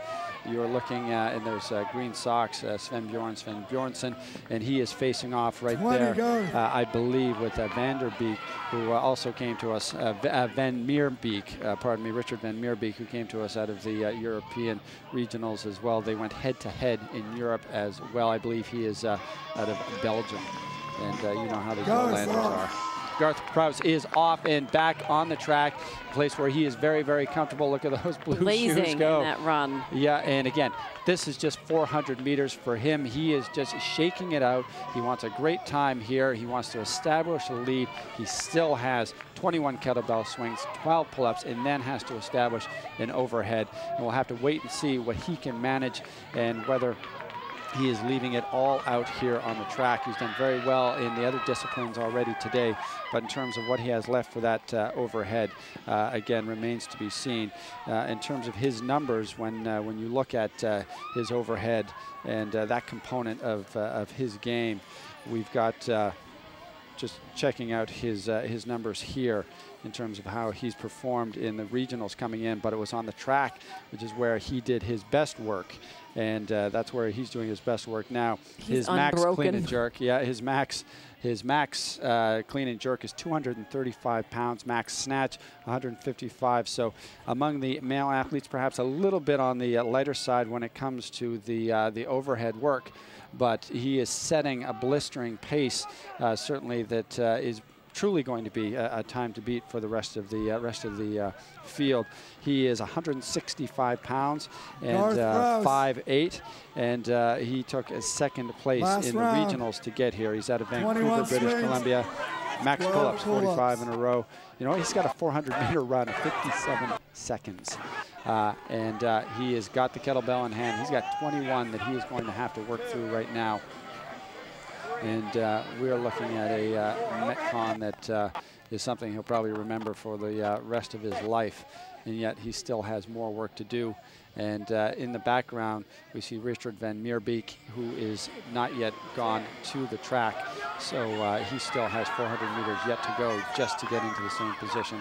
We're looking at Blair Morrison running right up to his kettlebell and just trying to move up in the rankings as well. I'm looking at some of Garth's stats. His clean and jerk, according to the information we have, is at 235.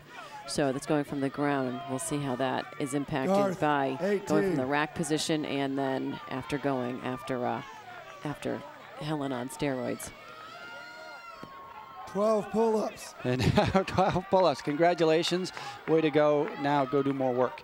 And he has to get up to that bar, and you have to wonder what sort of conditions his hands are in. You can't see them, but he started looking at his hands pretty much from the second pull-up of the day. He's got 12 of these, and how many times have these guys done Helen? You know, dozens of times in many, many cases, and yet they've already done a couple of Helens just to get to this point. And he's got his judge right there, his eye on the bar. His chin has to break. These are not chest-to-bar pull-ups. Blair Morrison moving up to the pull-up bars right now. Camera following Blair. Again, known from the games last year, he qualified through Europe where he has been going to school. Garth Prowse moving over to the bar. He now has, from that line, click, 90 seconds to get a max overhead. He can go max overhead from the front rack position or the back rack position. That is 135 pounds starting on the bar. Some athletes are probably just going to come up and throw that weight up just to have a number on the books, because for most of these athletes that isn't even a warm-up weight. Looks like Garth has decided that he is going to go for perhaps one lift only, and might prove to be an error in judgment. We'll have to wait and see. But if he drops it from that position, he will have to clean it back onto the rack for him to go overhead. Or he could probably just clean and jerk it, I guess, straight from the ground. You don't have to re-rack it in the rack. But even so, he's letting time go. And there's Blair Morrison, who did just as we thought some athletes might. Yep. Decide to, all right, 135's in the bank. Couple metal plates on there. And 135, 145, let's say, or 155. And they're good to go. Garth Prowse has decided with the back, he's going to go for a deep dip and throw it up. Unable to do it. If he doesn't get a weight in there, that will put him way behind the curve.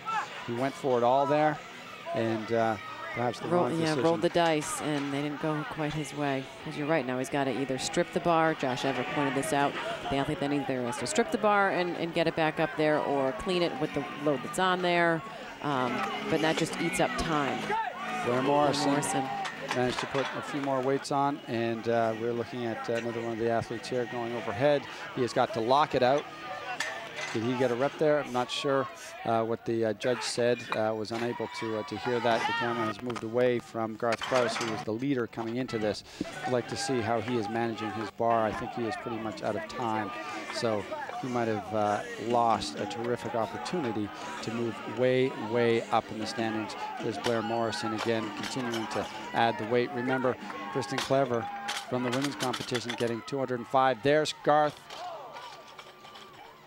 He was able to take one more attempt and failed, and was unable to get any weight on that component. And perhaps an opportunity 3 minutes missed. remaining. He might very well have the top time. Exactly. But again, missed opportunity. Having a 0 for the overhead. And again, it's not apples to apples, but Blair can put Blair up, Morrison, has 245. 287 for a clean and jerk, according to our stats. So, and using that as best comparison as you can for this part of the workout. And that's Richard Van Meerbeek going with a very wide snatch grip to get it overhead, and he managed to lock it out. So some of the numbers we're going to see here aren't even going to be as high as Kristen Clever's. Garth Prowse very clearly not. An unfortunate strategy decision there, but probably not the only one that's going to be made, as some of these athletes decide to roll the dice, as you say, and move up the standings and decide what it's going to take is a big lift right out of the gate. Richard Van Meerbeek out of Brussels, I believe. Van Meerbeek. 2 minutes. Van Meerbeek was unable to get it that particular weight, but he had gotten a previous weight. And again, that's Richard Van Meerbeek, and he is out of the town of Kruinen, Belgium, and competed in the European Regionals to get to this point. Blair Morrison, 235, unofficial. We'll have to get that from the judges once all the times and weights are in, and get an update on that front. Vic Zachary nailing with 225 for his shoulder 130. overhead.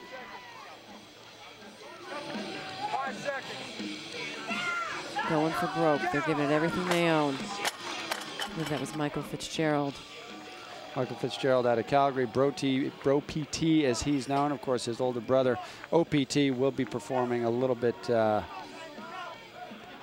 later in the next heat, I believe. And there is Sven Bjornsson out of Iceland.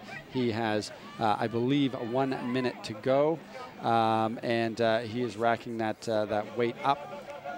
And he desperately needs to move higher up in the standings as well. Not happy with his performance. Pro PT, 6'1", tall, lanky athlete, 205. Nate Malden coming in at 225. Nicely done. 30 seconds. 30 seconds. We just heard from Dave Castro. A little bit of time left for a couple of these athletes to perhaps get one more lift in. This is only the first heat 20. of the men's second event of the 2010 CrossFit Games here in Carson, California at the Home Depot Center. 23:49. 23. Now this, that wasn't a hold, that was 135 pounds. 55. Probably on a regular day. This is his warm-up weight just to get the shoulders loose. This is Douglas Overbeck, and again, he wanted to get a weight in the books, on the charts, and he is exhausted. He's got a few seconds left. He's going to slap on a little bit more weight, try and get another weight overhead. Garth Prowse, who was the leader coming into this component, decided to go for broke on a single lift from the back rack position, missed it, had to clean it, and was unable to get the second one, so no weight in the book for him. And that weight is good, and he walks away. 185 for that athlete, the same as Neil Schultz. That's what it looks like. And of course, we still have one athlete. Unofficial until we get the final word. And we are looking right now at, I believe this is Jerome Perryman, who is a very, very strong athlete. And we'll see how much weight he decides to go with. Again, you want something on paper. Right now, it looks to be at least 265 pounds. The combination of a heavy lift and a pretty good time could move you right up. 275 pounds. He's going for a wide, wide grip. He is going to have to dive under this bar. 275, folks. Good. 275. 275 pounds for Jerome Perryman at the edge of exhaustion. He just lifted 275. That's Jeffrey Tedisco out of Bogota, Colombia, and he is putting perhaps a little bit more weight. Might have time for just one more lift, and some of his tape coming out there as he adjusts the bar and puts just a little bit more weight on. But 275, very clearly setting a brand new standard for going overhead when you're already at the limits of exhaustion. We're very much looking forward to seeing some of the strongest athletes, the Rob Orlandos and others, what they can do when they're also at the edge of exhaustion. Jeffrey Tedesco here from CrossFit Bogota, and he is going overhead, and he has to lock it out. I don't know if he got that rep. We couldn't see the judge, but he's putting on more weight. The judge must have given him that rep, and he's going for just one more.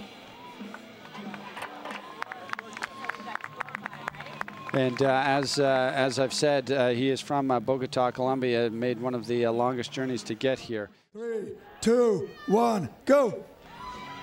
And they're off. Tommy Hackenbrook there in the black shirt. I don't know if that's the best thing to do on a day where the sun is directly overhead, but we'll have to wait and see. This is a very clumped pack here at the beginning. In the previous heat, Garth Prowse quickly established himself as the fastest runner out there, and we'll have to wait and see how this plays out. But we see Tommy Hackenbrook running very easy there at the front, perhaps setting the pace. But again, we're just 175 meters into what is going to be a 1,200 meter running race right now. And as we watch these athletes kicking off the second heat of the second event here at the 2010 CrossFit Games, let's go right now down to Miranda. Miranda.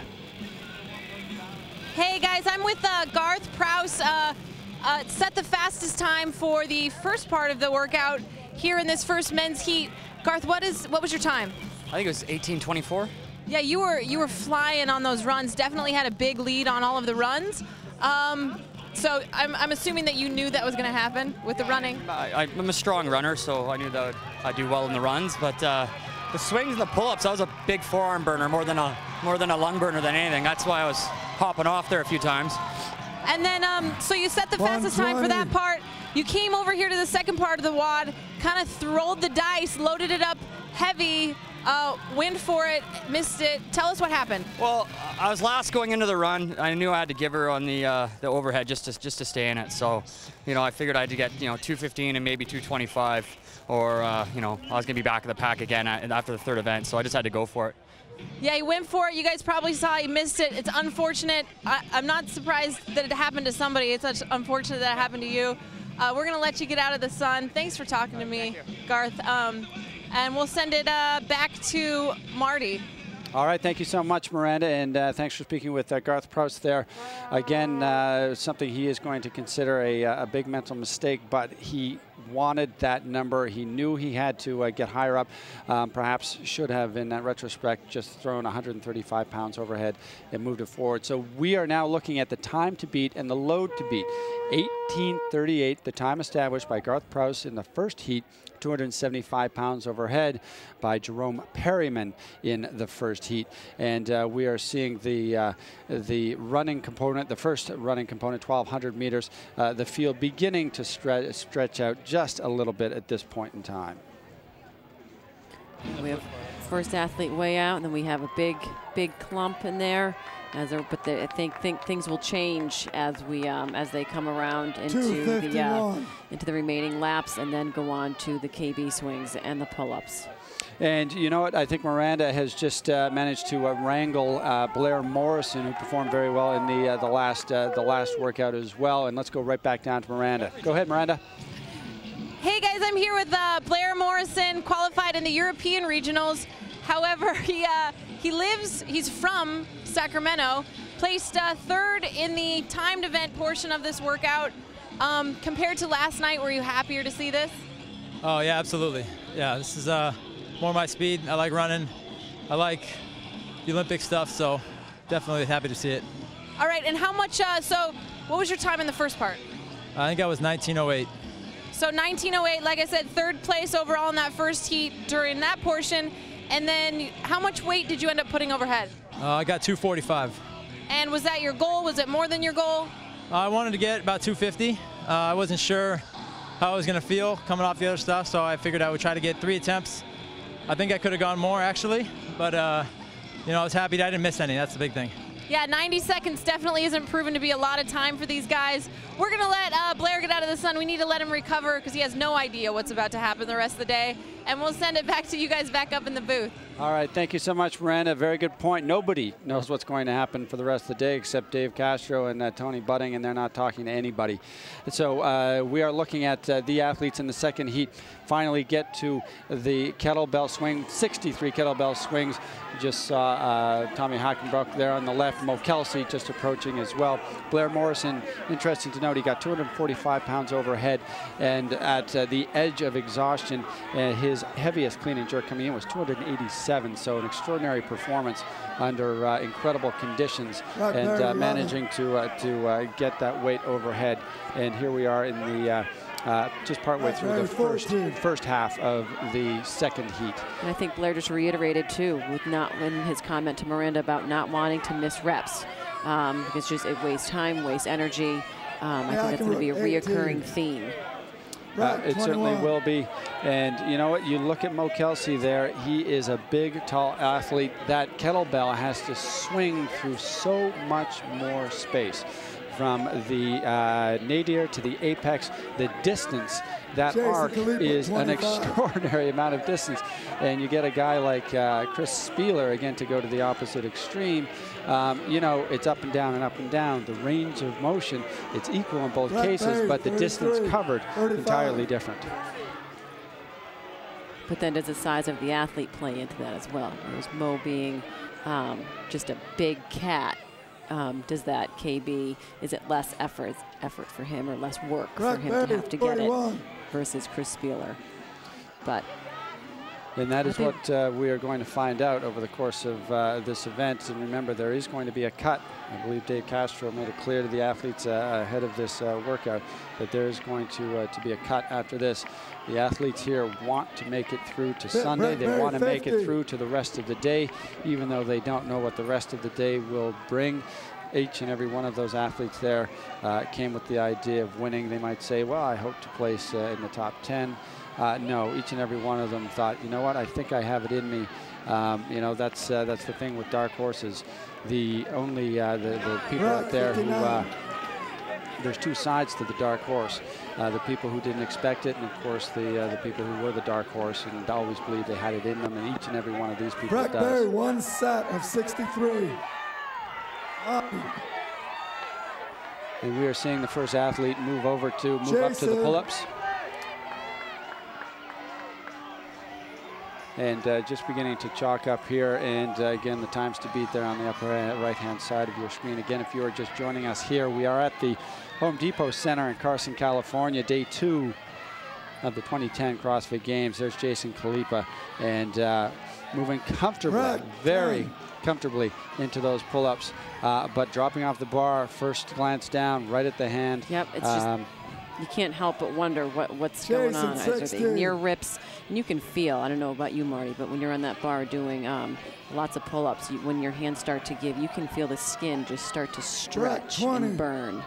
Well, usually I feel when I'm right about 89, 90 pull-ups when I'm on that bar, that's when the skin starts to come away. But I try and push through, you know, 105, just grind it out. Grind it out. Try to get to that 106, 107 level. That's my goal, 107. Chris Spieler only has 106, so I figure I'm going to nail that down.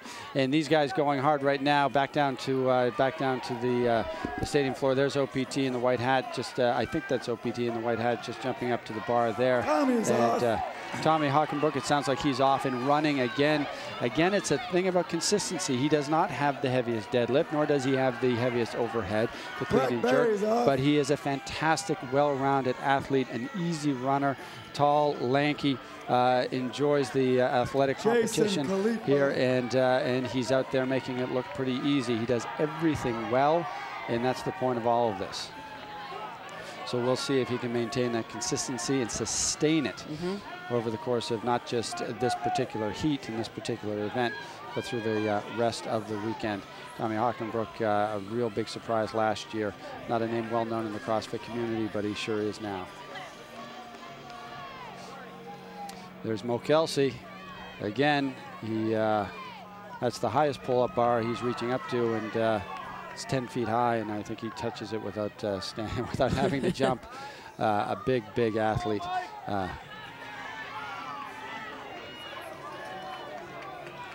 And when Tommy Hockenbrook jumped out there, he was just about 10 seconds behind Garth Prowse, who was setting a shockingly speedy time. And we are looking at Tommy Hockenbrook, who is certainly not keeping the pace that Garth Prowse did, but we'll have to wait and see. I mean, this is a multiple movement workout, and it all comes together in a final time. And we were looking Tommy still has the lead. One of the last gentlemen off the bar was OPT, and OPT, one of the perhaps most clicked on videos on the CrossFit main site, apart from Nasty Girls, is probably OPT getting that 7-minute Helen. And bear in mind, when he got that done, he was absolutely crushed. So we are going to see that ×2, and then the overhead. So I think a lot of the fans here are hoping to see OPT show a little bit of pace consistency, perhaps through the rest of this particular heat. I'd like to see him moving up in the standards as well. There's Jason Kalipa making his way around the track, focused on running over the past year, and looks to be running pretty easy. We saw him pass the screen a few seconds ago. Now the camera back on Tommy Hockenbrook.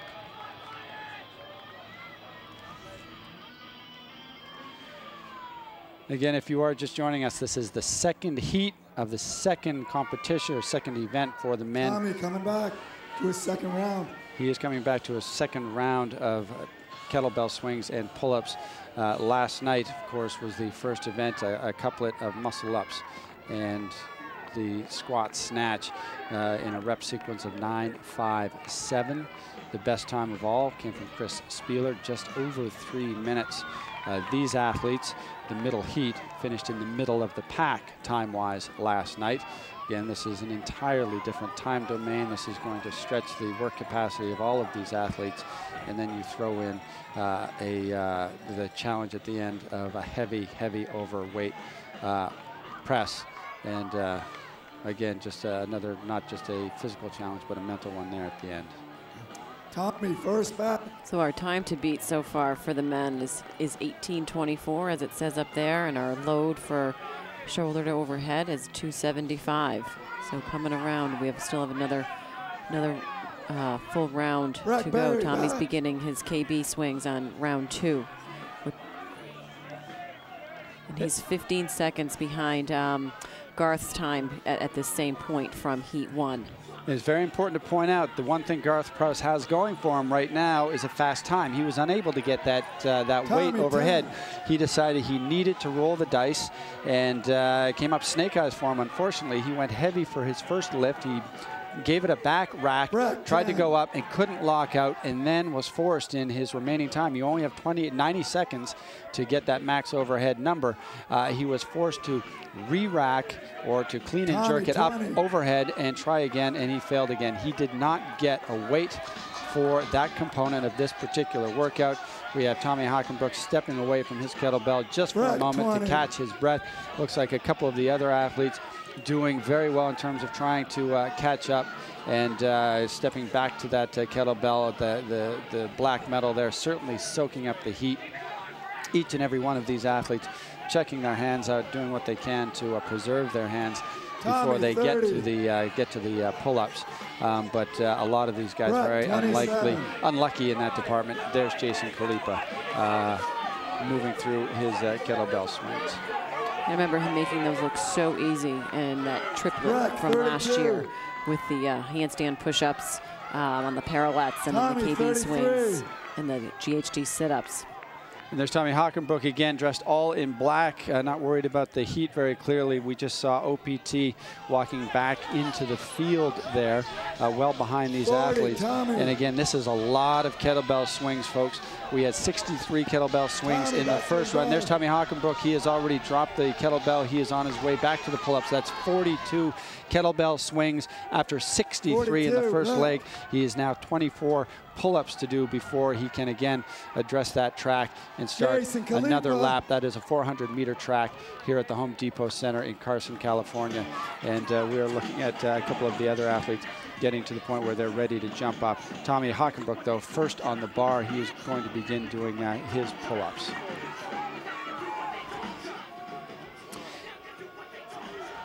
Tommy. 5, Brock. Getting back to the pull-up bar, we're just hearing from our control room, watching the clock a little bit more closely, and statistics continue to come in. We have Tommy Hockenbrook, who basically neck and neck with Garth Prowse, who set the time to beat in this particular leg of the event. And you're also looking, we are looking head-to-head, epic matchup. We got Jason Kalipa, and we got a couple of real champions here. Jason Kalipa, who was first in 2008, and we have Tommy Hockenbrook right at the top in 2009, right below Mikko Salo. But Tommy Hockenbrook managing to string together the butterfly pull-ups. He is the first off that bar, and 400 meters stretch out in front of him in the heat, and that shimmer is beginning to come off the track, and we have 22-second lead on Garth Prowse. Garth Prowse, very efficient runner out there. This, if Tommy Hockenbrook is going to fall behind or drop back to the pace of Garth Prowse, this is where he'll do it, because Garth Prowse accelerated through this particular component, but Tommy Hockenbrook being able to accelerate through the kettlebell and the pull-up component.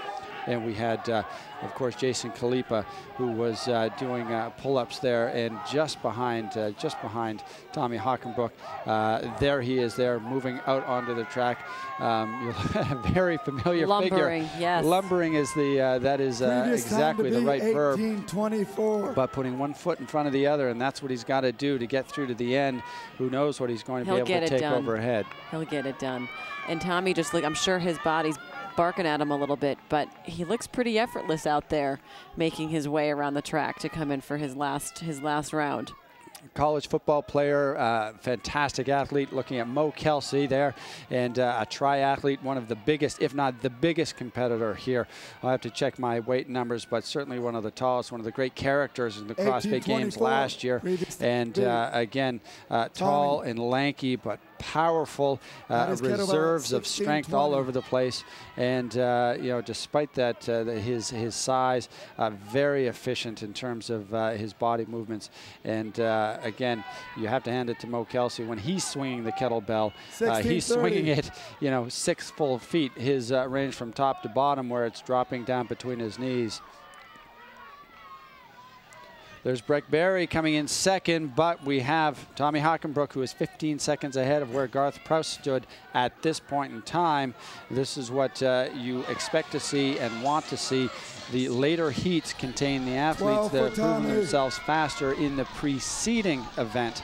Tommy Hockenbrook in the middle of the pack after last night's event, the couplet. Again, he is in a position to move well up. What he needs now is a good time and a very good lift, and he has the capacity to do both.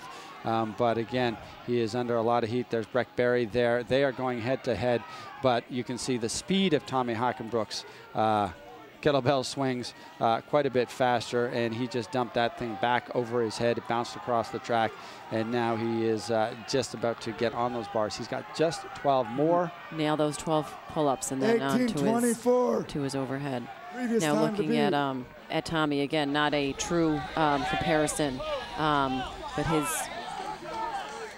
Tommy right now is 23 seconds ahead of Garth, where Garth was at this point. Tommy's clean and jerk stats we have on him are 275. 215 on the snatch. Be interesting to see whether he decides to go with the wide grip like Jerome Perryman did to get the 275 pounds. And Tommy Hockenbrook, as I mentioned, football player in college, had some huge numbers while he was a linebacker in college. Opening up with 135. 135. He wants a number in the book. Nobody is likely to make the same mistake again. 18:07 is the unofficial time on his sprint around the track. That component, 18:07 for Tommy Hockenbrook. The time to beat was right around 18:35, and we have a unofficial time of 18:07. And Breck Berry making his way to his bar as well. With according to our stats, has a 270 clean and jerk, and again, kind of not a true comparison, but it's best we have to go by. Yep. 275. 245 for Tommy Hockenbrook. Again, he's going to go for the back rack. Again, intelligently decided to go for one easy number just to feel how the shoulders felt. And it is up, and he got good rep on that one. His judge EC there saying that was a good rep. He might have one left in him, but time is running out. And 245 is what he's got. Remember, all the way back to the first heat, 245 is what Blair Morrison, I believe, got overhead. But that's correct. 275 is what Jerome Perryman, I believe, got overhead. We have Tommy also, as we can remember, he's a former Division I collegiate linebacker. So I'm sure he has memories of pain and competing in pain with many games. Tommy just missed that, so we have him at 245, I believe, in the books, but we'll have to, but it looks like he was going for 275 and will not have time to re-rack it, and he is done with these two components of the event. And we are looking at another weight going up there at the 20-minute mark. Of course, they have 90 seconds to get that max overhead. That looks like 225. We'll have to wait for, there's Jason Kalipa going overhead. Little wavering in the shoulder, but it looks like he got a good rep on that one, and we'll have to get the number on that. That was Jason Kalipa, of course, coming to this again, hungry for an opportunity to move up in the rankings. Did very well in terms of his pace in the Helen portion of this particular workout. That's not a 265 pounds for Kalipa, but we can't confirm whether that was given as a rep. He dropped it, he wavered. He might have gotten the hand signal, but out of our picture, the judge might have given it or not. Again, that looked like 265 for Jason Kalipa. If that is the case, that combined with a pretty fast time on the Helen portion will move him well up the rankings and put him in contention, back in contention with the people who are the leaders coming into this event this morning. Again, some of the athletes still working on their top weights. One athlete there pumping his fist, got the number. Looks like Eric O'Connor might have gotten 2:45. Again, these numbers are coming in fast to us. Many of them have yet to be confirmed, and we will be bringing you those confirmations. And one athlete there going overhead, getting the number he wanted, and bar bouncing back at him. That was Derek Marukin, and we'll have to get a number on that. Mo Kelsey, very, very strong overhead, at least with the snatch. And he has got to look at the wingspan on that guy. That's it. He's decided he's not going to go for another. Perhaps the time was up, or is he addressing his bar again? Hard for me to say. This, we're looking at Spencer Hendel right there. Here's a good lifter. James Hobart. James Hobart. James Hobart, he wants a big number here. He knows he can drop under that bar and do it efficiently, but the exhaustion with these athletes is considerable. And I think James Hobart decided he was going to step away and put that one in the book as his number. We still have some athletes who are out there swinging that kettlebell. They have a 24-minute cutoff time. 22, oh, that's correct. You are correct. 24 minutes. 24 minutes is the cutoff time. They've moved it up. Spencer Hendel, 295 attempt. 295 pounds, Spencer Hendel, a fantastic, efficient lifter, and just didn't have it in the legs. And he has a strong, strong squat and a terrific overhead, but just didn't have it left in the tank. He was going for 295 pounds. That would have been the top number. We're going to have to wait and see the number that he managed to get in this time. You can see by the rise and fall of his chest just how beat he is by this workout. And we still have a couple of athletes who have yet to get to the bar. And there we have OPT James Fitzgerald. James Hobart got 235. We were just looking at James Fitzgerald, OPT from Calgary. We'll have to get the number. He just stepped away from the bar.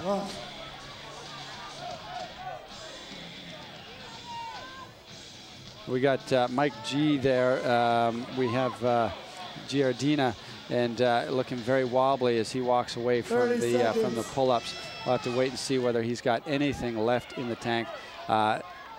If he can, he'll want to get just 135, get it up, get it overhead, and then set about putting some weights on it. But looks like he's decided to go with the to get one lift in the books. 2, 1, time. And he is only has 90 seconds. And we'll see if this move proves to be. If he can make it work when Garth Prowse couldn't. Remember, Garth Prowse had the fastest time going into this component, the overhead. He decided he needed to get 215 on paper to move up, and he went for that right out of the blocks. He failed, had time for just one more attempt, failed again. Mike G is going for 245. That's Mike Giardina, and as we pointed out, he is he was very wobbly getting off the pull-up bar. He is beat. He is at the limits of his strength. Very bold attempt. And again, going for he must have seen what happened to Garth Prowse, who also had a fantastic time coming in. His time not as good as Garth Prowse's, but he wants a big weight, and he wants it now. It looks to be 245, and he gets it. So it paid off for him. He wanted one lift only, and he gets that done. He assumed he had that in the tank. But again, very, very bold move. It paid off for him, did not pay off for Garth Prowse. Still have a couple of athletes who still want to get a number in the book, and that looks like a lot of weight, and we'll have to find out exactly how much that is. And that is a good lift. 3, 2, 1, go. And they're off. This is it. This is the final of 3 heats for the men. This is to establish the leaderboard right at the very top. We are looking at the leaders from day 1, trying to move up or hang on to the top spot, and we are seeing some excellent running right off the gate. Nice and easy. These guys know what their 400-meter pace is. At least they know what it is as a standalone. What that pace is going to be over the next several hundred meters is almost impossible to say, because we're throwing in a few hundred kettlebell swings, and maybe what feels like 1,000 or so pull-ups. All of that before they get back on the track and start running again. I think we see some of the athletes that have their own stopwatches, and so perhaps they want their own watch to get their own splits throughout the workout, and not just relying on Dave to be yelling out numbers sporadically.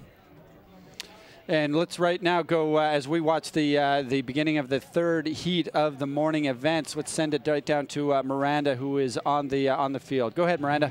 Hey guys, I'm here with Tommy Hackenbruck. Everybody knows who he is, obviously. Tommy just took over the top time for the men's. Is that right? What was your time? I'm not sure. It was just over 18, I think. Okay, so if it's not the top time, it's close. We don't know what his time was. We'll see after Spiel gets done. Right. For now, you might be at the top spot. All right. Well, do you think people expected that from you with all this running? Hopefully. I don't know. I expected it. I've become a much better runner this year. Haven't become any better at snatches, unfortunately, but I felt great about this workout going in. I like longer workouts. That's what I've been working on, and I was excited. All right, and it was a pretty close race between you and Breck Berry for a while. Were you trying to make a bigger and bigger gap as it went on? No, I was trying. I caught myself thinking about it a couple times. I just tried to block it out of my head because I knew I had to take short breaks on my swings and pull-ups so I didn't kill my grip. And the worst thing you can do is get caught up of thinking you need to pass somebody, because then you'll just kind of gas out. And how was the 90 seconds? That's not a lot of time for the second part of this little deal here. How did that go for you? No, I tried to buy myself about 10. I broke up my last set of pull-ups. But it was quick. I hit, the weights that I wanted to hit. I just didn't hit the last one. So I hit my progression. I felt good about it. I hit it in warm-up. Obviously, I was fresh. It wasn't a max, but it was something I thought I could get, and I just didn't quite get it. But it was short. It takes a lot of strategy, and it's gonna, a lot of guys are. The difference of 10 pounds can be a lot, and it's hard to make that up if you don't play it right. That's right. And is your wife and your little baby here? Yes. Both babies. Penelope's 7 months, and Bowden's 2 years, and my wife Bobby's here, and they're awesome. They're help me stay focused and stay grounded. Cool. Well, thanks for talking to us, Tommy. We're going to send it over to Kariana, who I believe is with Breck Berry. Hi, guys. I'm with Breck here. He was the second place spot so far in the day. How are you doing, Breck? Doing good. Great. And we just talked to Tommy. How much did his pace play into your strategy? Did it keep you moving? Were you trying to ignore what he was doing? No, it kept me moving on the runs for sure. I was trying to catch him. I just couldn't seem to catch him. Yeah, and you're a strong runner. This is you're a veteran to the games. You've competed 07, 08, 09, and this is your 4th year. So how are you feeling about the scoring? And give us sort of some perspective on that experience. The scoring for this year's game. I like the scoring. I like how wherever you place, you get a point for that place. I like it that way. It's always different, so you never know what to expect. Great, and I know that you said that the first year your dad, it was like a trip you guys took out here together. Do you have support here this weekend? Support at home? What's that look like?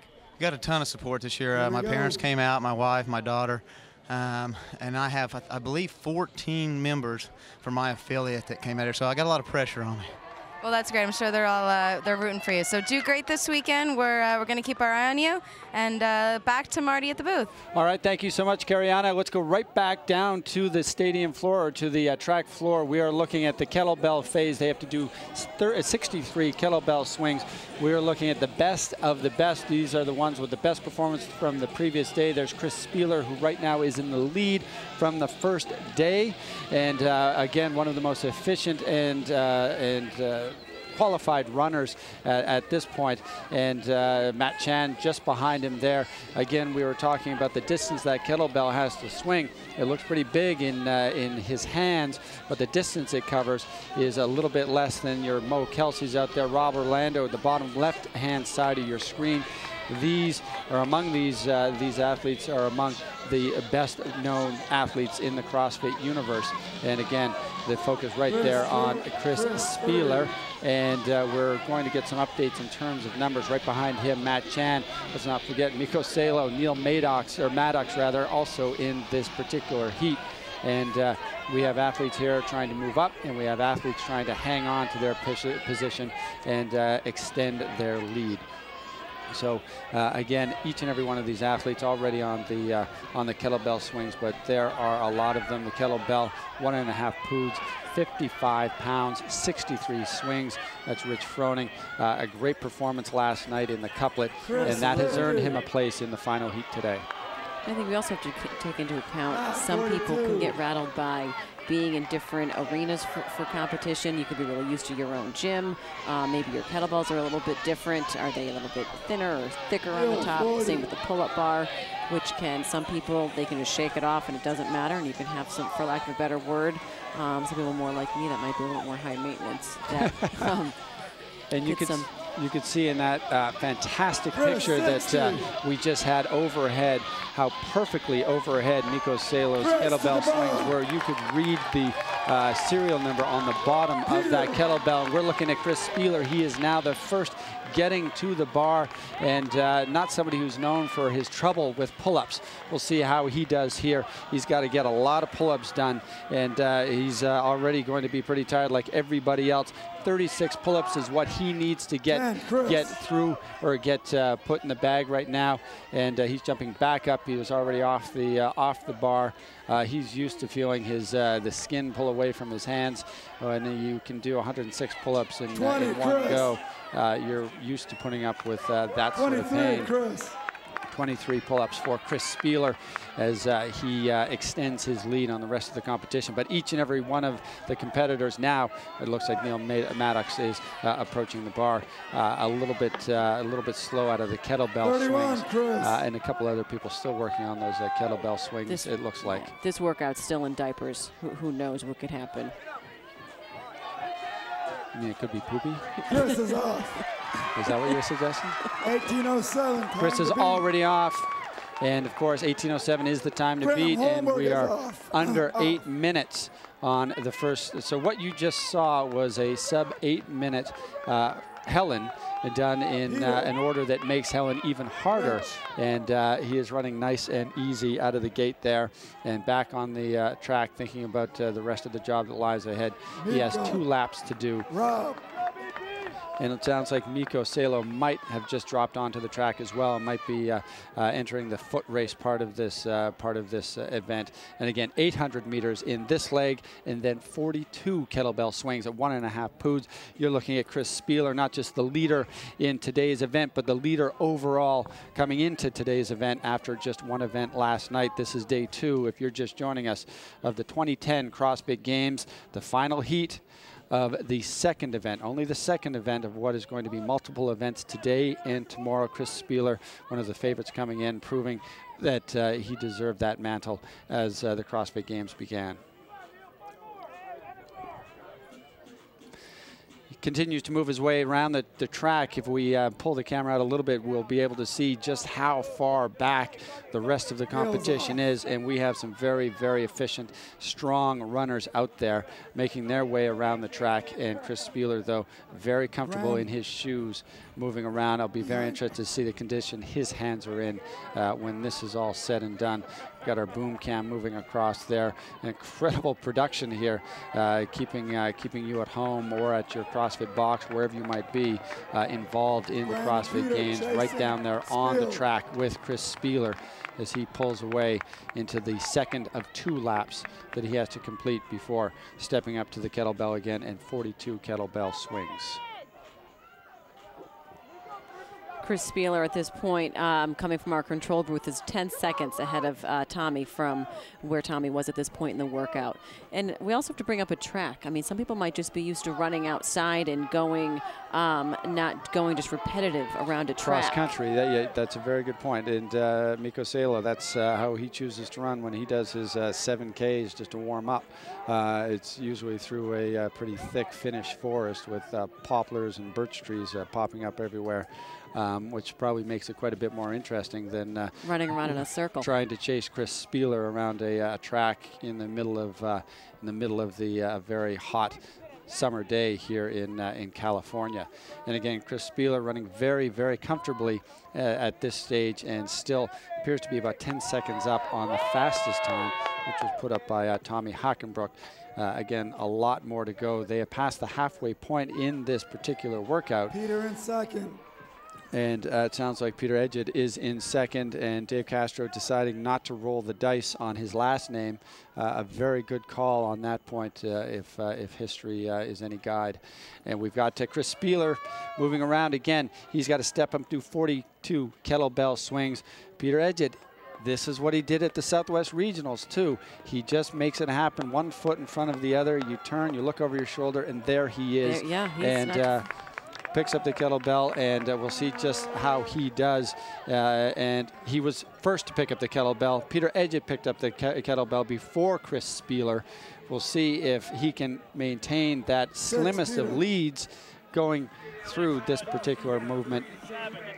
It'll be interesting to see this last run too, how much they pour it on, knowing they just said they have one lap around. It's a 400 meter. Are they going to hold anything in the tank for the KBs and the pull-ups? Are they going to go all out, so to speak, balls to the wall on that run? Your language. You know what? There are families out here watching this. Anyway, I'll apologize on behalf of the CrossFit Journal for Kim's extraordinary lack of judgment. But back to the floor of the track, and we are looking at an incredible. Peter Edgett is at 24 already. I'd like to hear what Chris Spieler is doing. Best athletes in the world. You are looking at them right now on the stadium floor here at the Home Depot Center in Carson, California.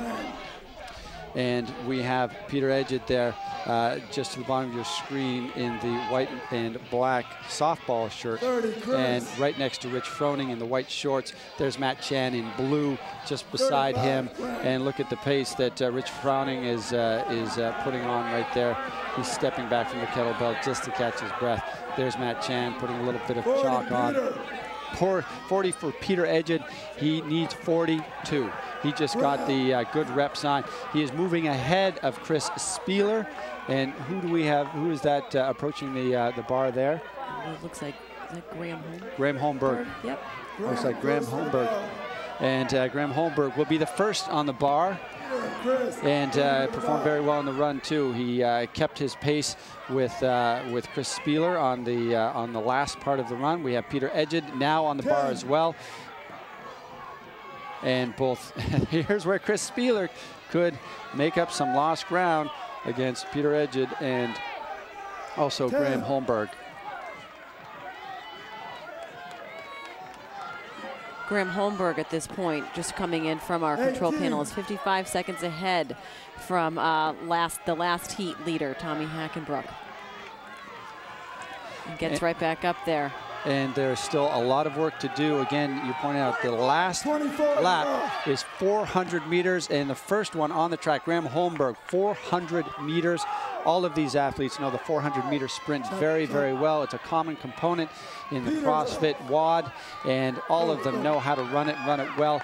Now, you're looking at Peter Edgett. Doesn't look like the most efficient runner, but again, think back to the Southwest Regionals. If you joined us for that live webcast as well, he managed to pick up the pace. If he hears Chris Spieler's footsteps behind him, which he could be hearing in about 30 seconds, he is able to pick up the pace, and we'll see whether, that is the same case with Graham Holmberg, because he might soon be hearing some footsteps behind him as well. Again, only 400 meters before the last leg of this particular component. We only have 21 kettlebell swings, 12 pull-ups, and then they have to go overhead. Graham Holmberg looking pretty comfortable. Again, very difficult to see from obviously this point of view how far back the second and third place runners are, but all three at the very top, very close to matching or even beating Tommy Hockenbrook's time from the second heat. And again, 1, 2, 3, Chris Spieler at this point unable to close that gap with Peter Edgett.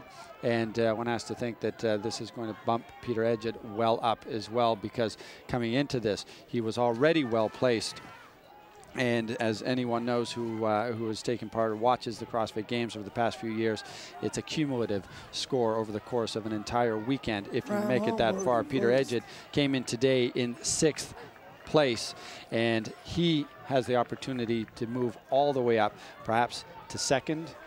3rd is at stake here. It'd be very, very difficult to dislodge Chris Spieler at the top because he is likely to get a very good time plus a good weight overhead, and he is already in 1st place. So to get that bump from 6 all the way up to 2nd or even 1st is going to take a very fast time and a very heavy weight for Peter Edgett. And Graham Holmberg had a respectable 11th place in last night's workout. He's 45 seconds ahead of Tommy at this point on the last round of the kettlebell swings before heading into the pull-ups and then the max overhead. And I'm sure it's hot out there. One more for Graham. Spiel had to put down the kettlebell, and will be. Graham Holmberg is already off the kettlebells, and he is already headed over to the pull-up bars. And the people who are doing pull-ups beside him are in fact still yet to Neil Maddox to do his run around the track. And we are looking at Chris Spieler, Peter Edgett, Graham Holmberg going head-to-head. There are 3 at the very top. They have to do 21. There's Graham Holmberg, and Graham Holmberg's first off the bar.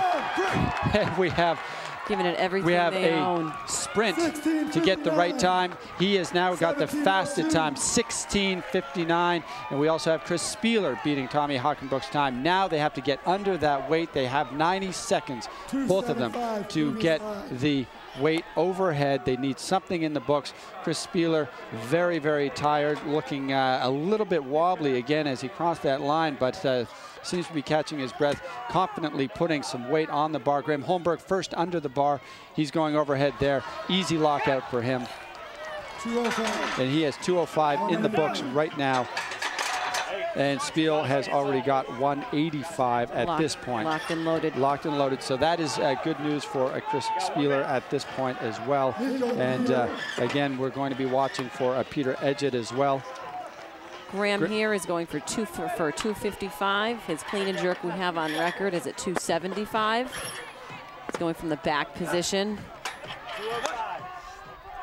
Big dip, locks it out. Nailed it. 265. Like 265. butter.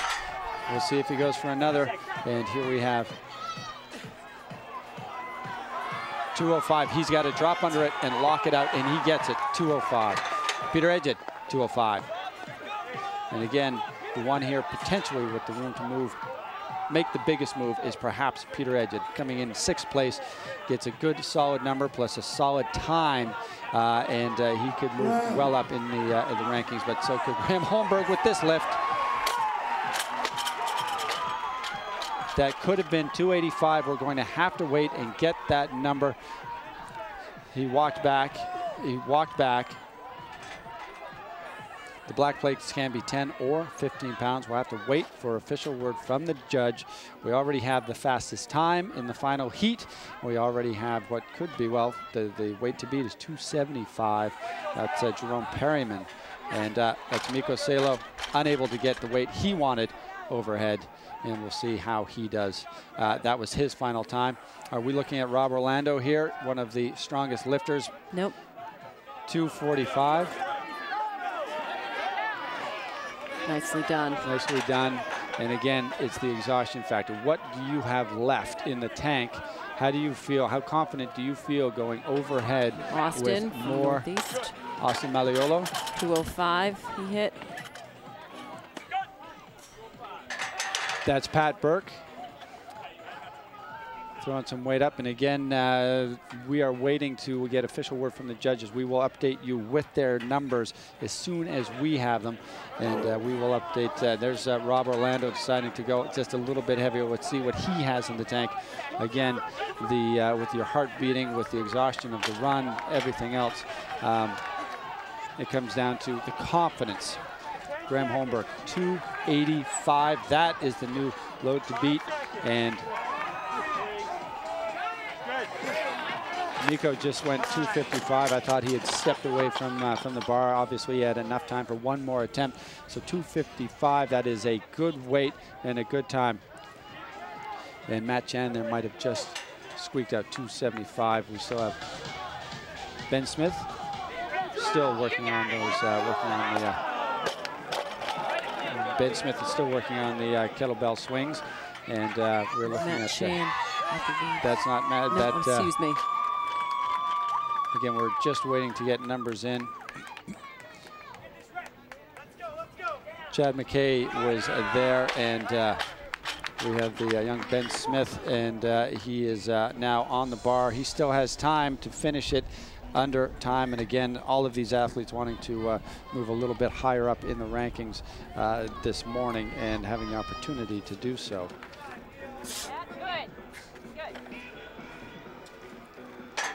And again, that is 2:55 for that athlete.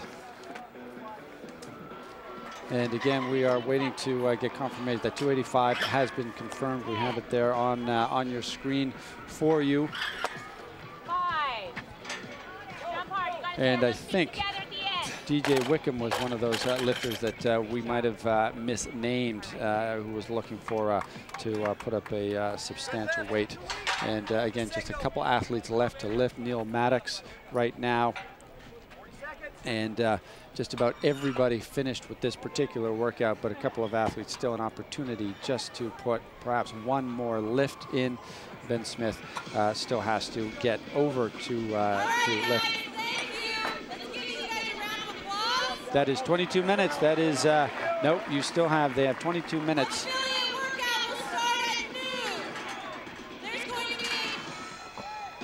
And we have a very enthusiastic Miranda letting the crowd know, the live audience here at the Home Depot Center, what is coming up next.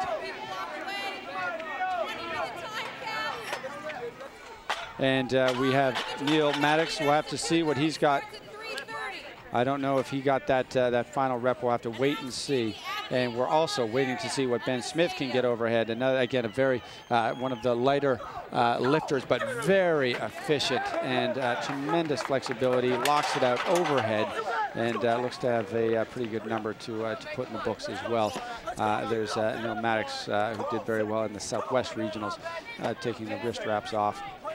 I think he expected a little bit better out of the first component of this workout. Ben Smith going for another lift here, and he drops it. Oh, and he couldn't lock that. I had it locked out, but a little bit far back on his shoulders, and couldn't hang on to it. Smart thing to do was bail, and that's what he did. So we are now waiting for the numbers to come through. 16:59, I believe that was the time Graham Holmberg managed to get in. And just after that, we had Chris Spieler, of course, and then they addressed the bar, and some very, very heavy weights were thrown up there, including a 285-pound lift. And I think that was, who got the 285? Graham Holmberg had a 285-pound shoulder to overhead. 15 seconds.